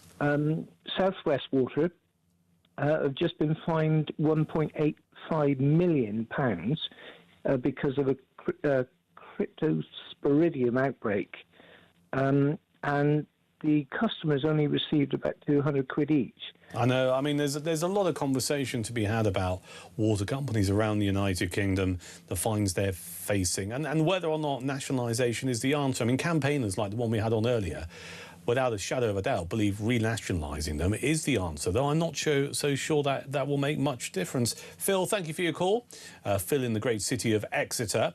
Loads of messages coming in as we celebrate National Fish and Chip Day. We're going to talk to Andy about this in a second, but let me just rattle through some of these. Stephen Duncan, I only eat cod because it's got no bones. If I knew other fish without bones, I would try them out. I'd go for monkfish. I find monkfish quite meaty and not so bony. This is Andy, says, Duncan, good evening. In Yorkshire, we call mushy peas Yorkshire caviar. Excellent. This is Sean at Tarvin Garage. Hello, Sean. Best chippy near us is King Louis in Tarvin, near Chester, a legendary fryer of amazing fish and chips. The curry sauce is extra special too, says Sean. Have a good weekend, Sean. Barry says... slightly different to the fish and chip stuff. Remembering the thousands of young men preparing to go to Normandy this time 82 years ago. You're absolutely right. Tomorrow is the 82nd anniversary of the D-Day landings. Of course, that will be featuring on Talk. Elsewhere, this is Tad Davison in Cambridge. I'm just about to place an order at my local chippy, which is called... the Codfather. Do you know, we missed a trick here, guys. We should have done something about really cool names of chip shops. Because there was one, what was it called? Was it called the Golden Friar? Where was that? Somewhere in Merseyside or on the Wirral, the Golden Friar. But the logo wasn't of a friar, it was a friar, like Friar Tuck, the Golden Friar. Very cool. And what else have I got here? This is Wade. The best chippy there is Ruby's Fish and Chips. in Thringstone, LE67. Enjoy your chips, Duncan. I did. I've passed them on to one of our production team because we don't pay them, so they don't eat. So they need food donations. That's a joke, by the way. And one more here. You've got to try proper Black Country orange chips. They are to die for, says Jen in Wolverhampton. Andy is in Hull. Hello, Andy. Hi, Duncan. How are you doing? Very well, mate. What would you like to say? I'd just like to recommend one of the best fish and chip shops in Yorkshire. I'm all ears. Well, it isn't a fish and chip shop, it's a fish and chip restaurant. Right. And that is in West Whitton, and it's the Wensleydale Heifer. The Wensleydale Heifer? Yes. Sounds remarkable. What's on the menu? What do you have when you go there? Well, my wife has fish and chips every time she goes, and they do a small... I think it's a regular, and then they do a giant. And if you can eat the giant, you get a medal for it. They call it the Giant Slayer. They're in the Guinness Book of Records for serving the largest ever portion of fish and chips. Yep.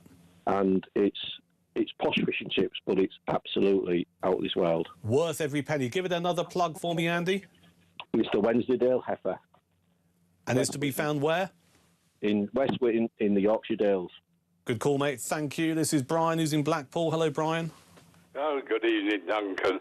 You're not going to like me. Now, I've been a London cab driver and a guide for London for 50 years. Why do you think I'm not going to like you?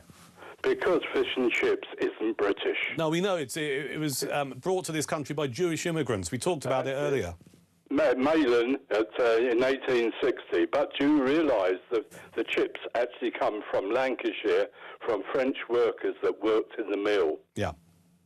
And they were put together, and that became fish and chips. Are you a fan, Brian? I love fish and chips because we had Fleetwood just up the road from here, and the best fish you could ever have. But, of course, with the French taking our fish, Fleetwood has disappeared. But when I was in London, the best fish and chip shops still used to use matzo meal on some of the fish. Yeah, absolutely. And you're absolutely right to talk about... Can I just go over to another thing? You were talking about Tobias Elwood. Yes. I was a high rank in Tobias Elwood, the captain, the most disgusting, self-opinionated little man that had to resign from the committee. Well, that's your opinion. I mean, he was a guest on this show earlier, so I'd ask you to treat him, as with other guests, with the respect that he deserves.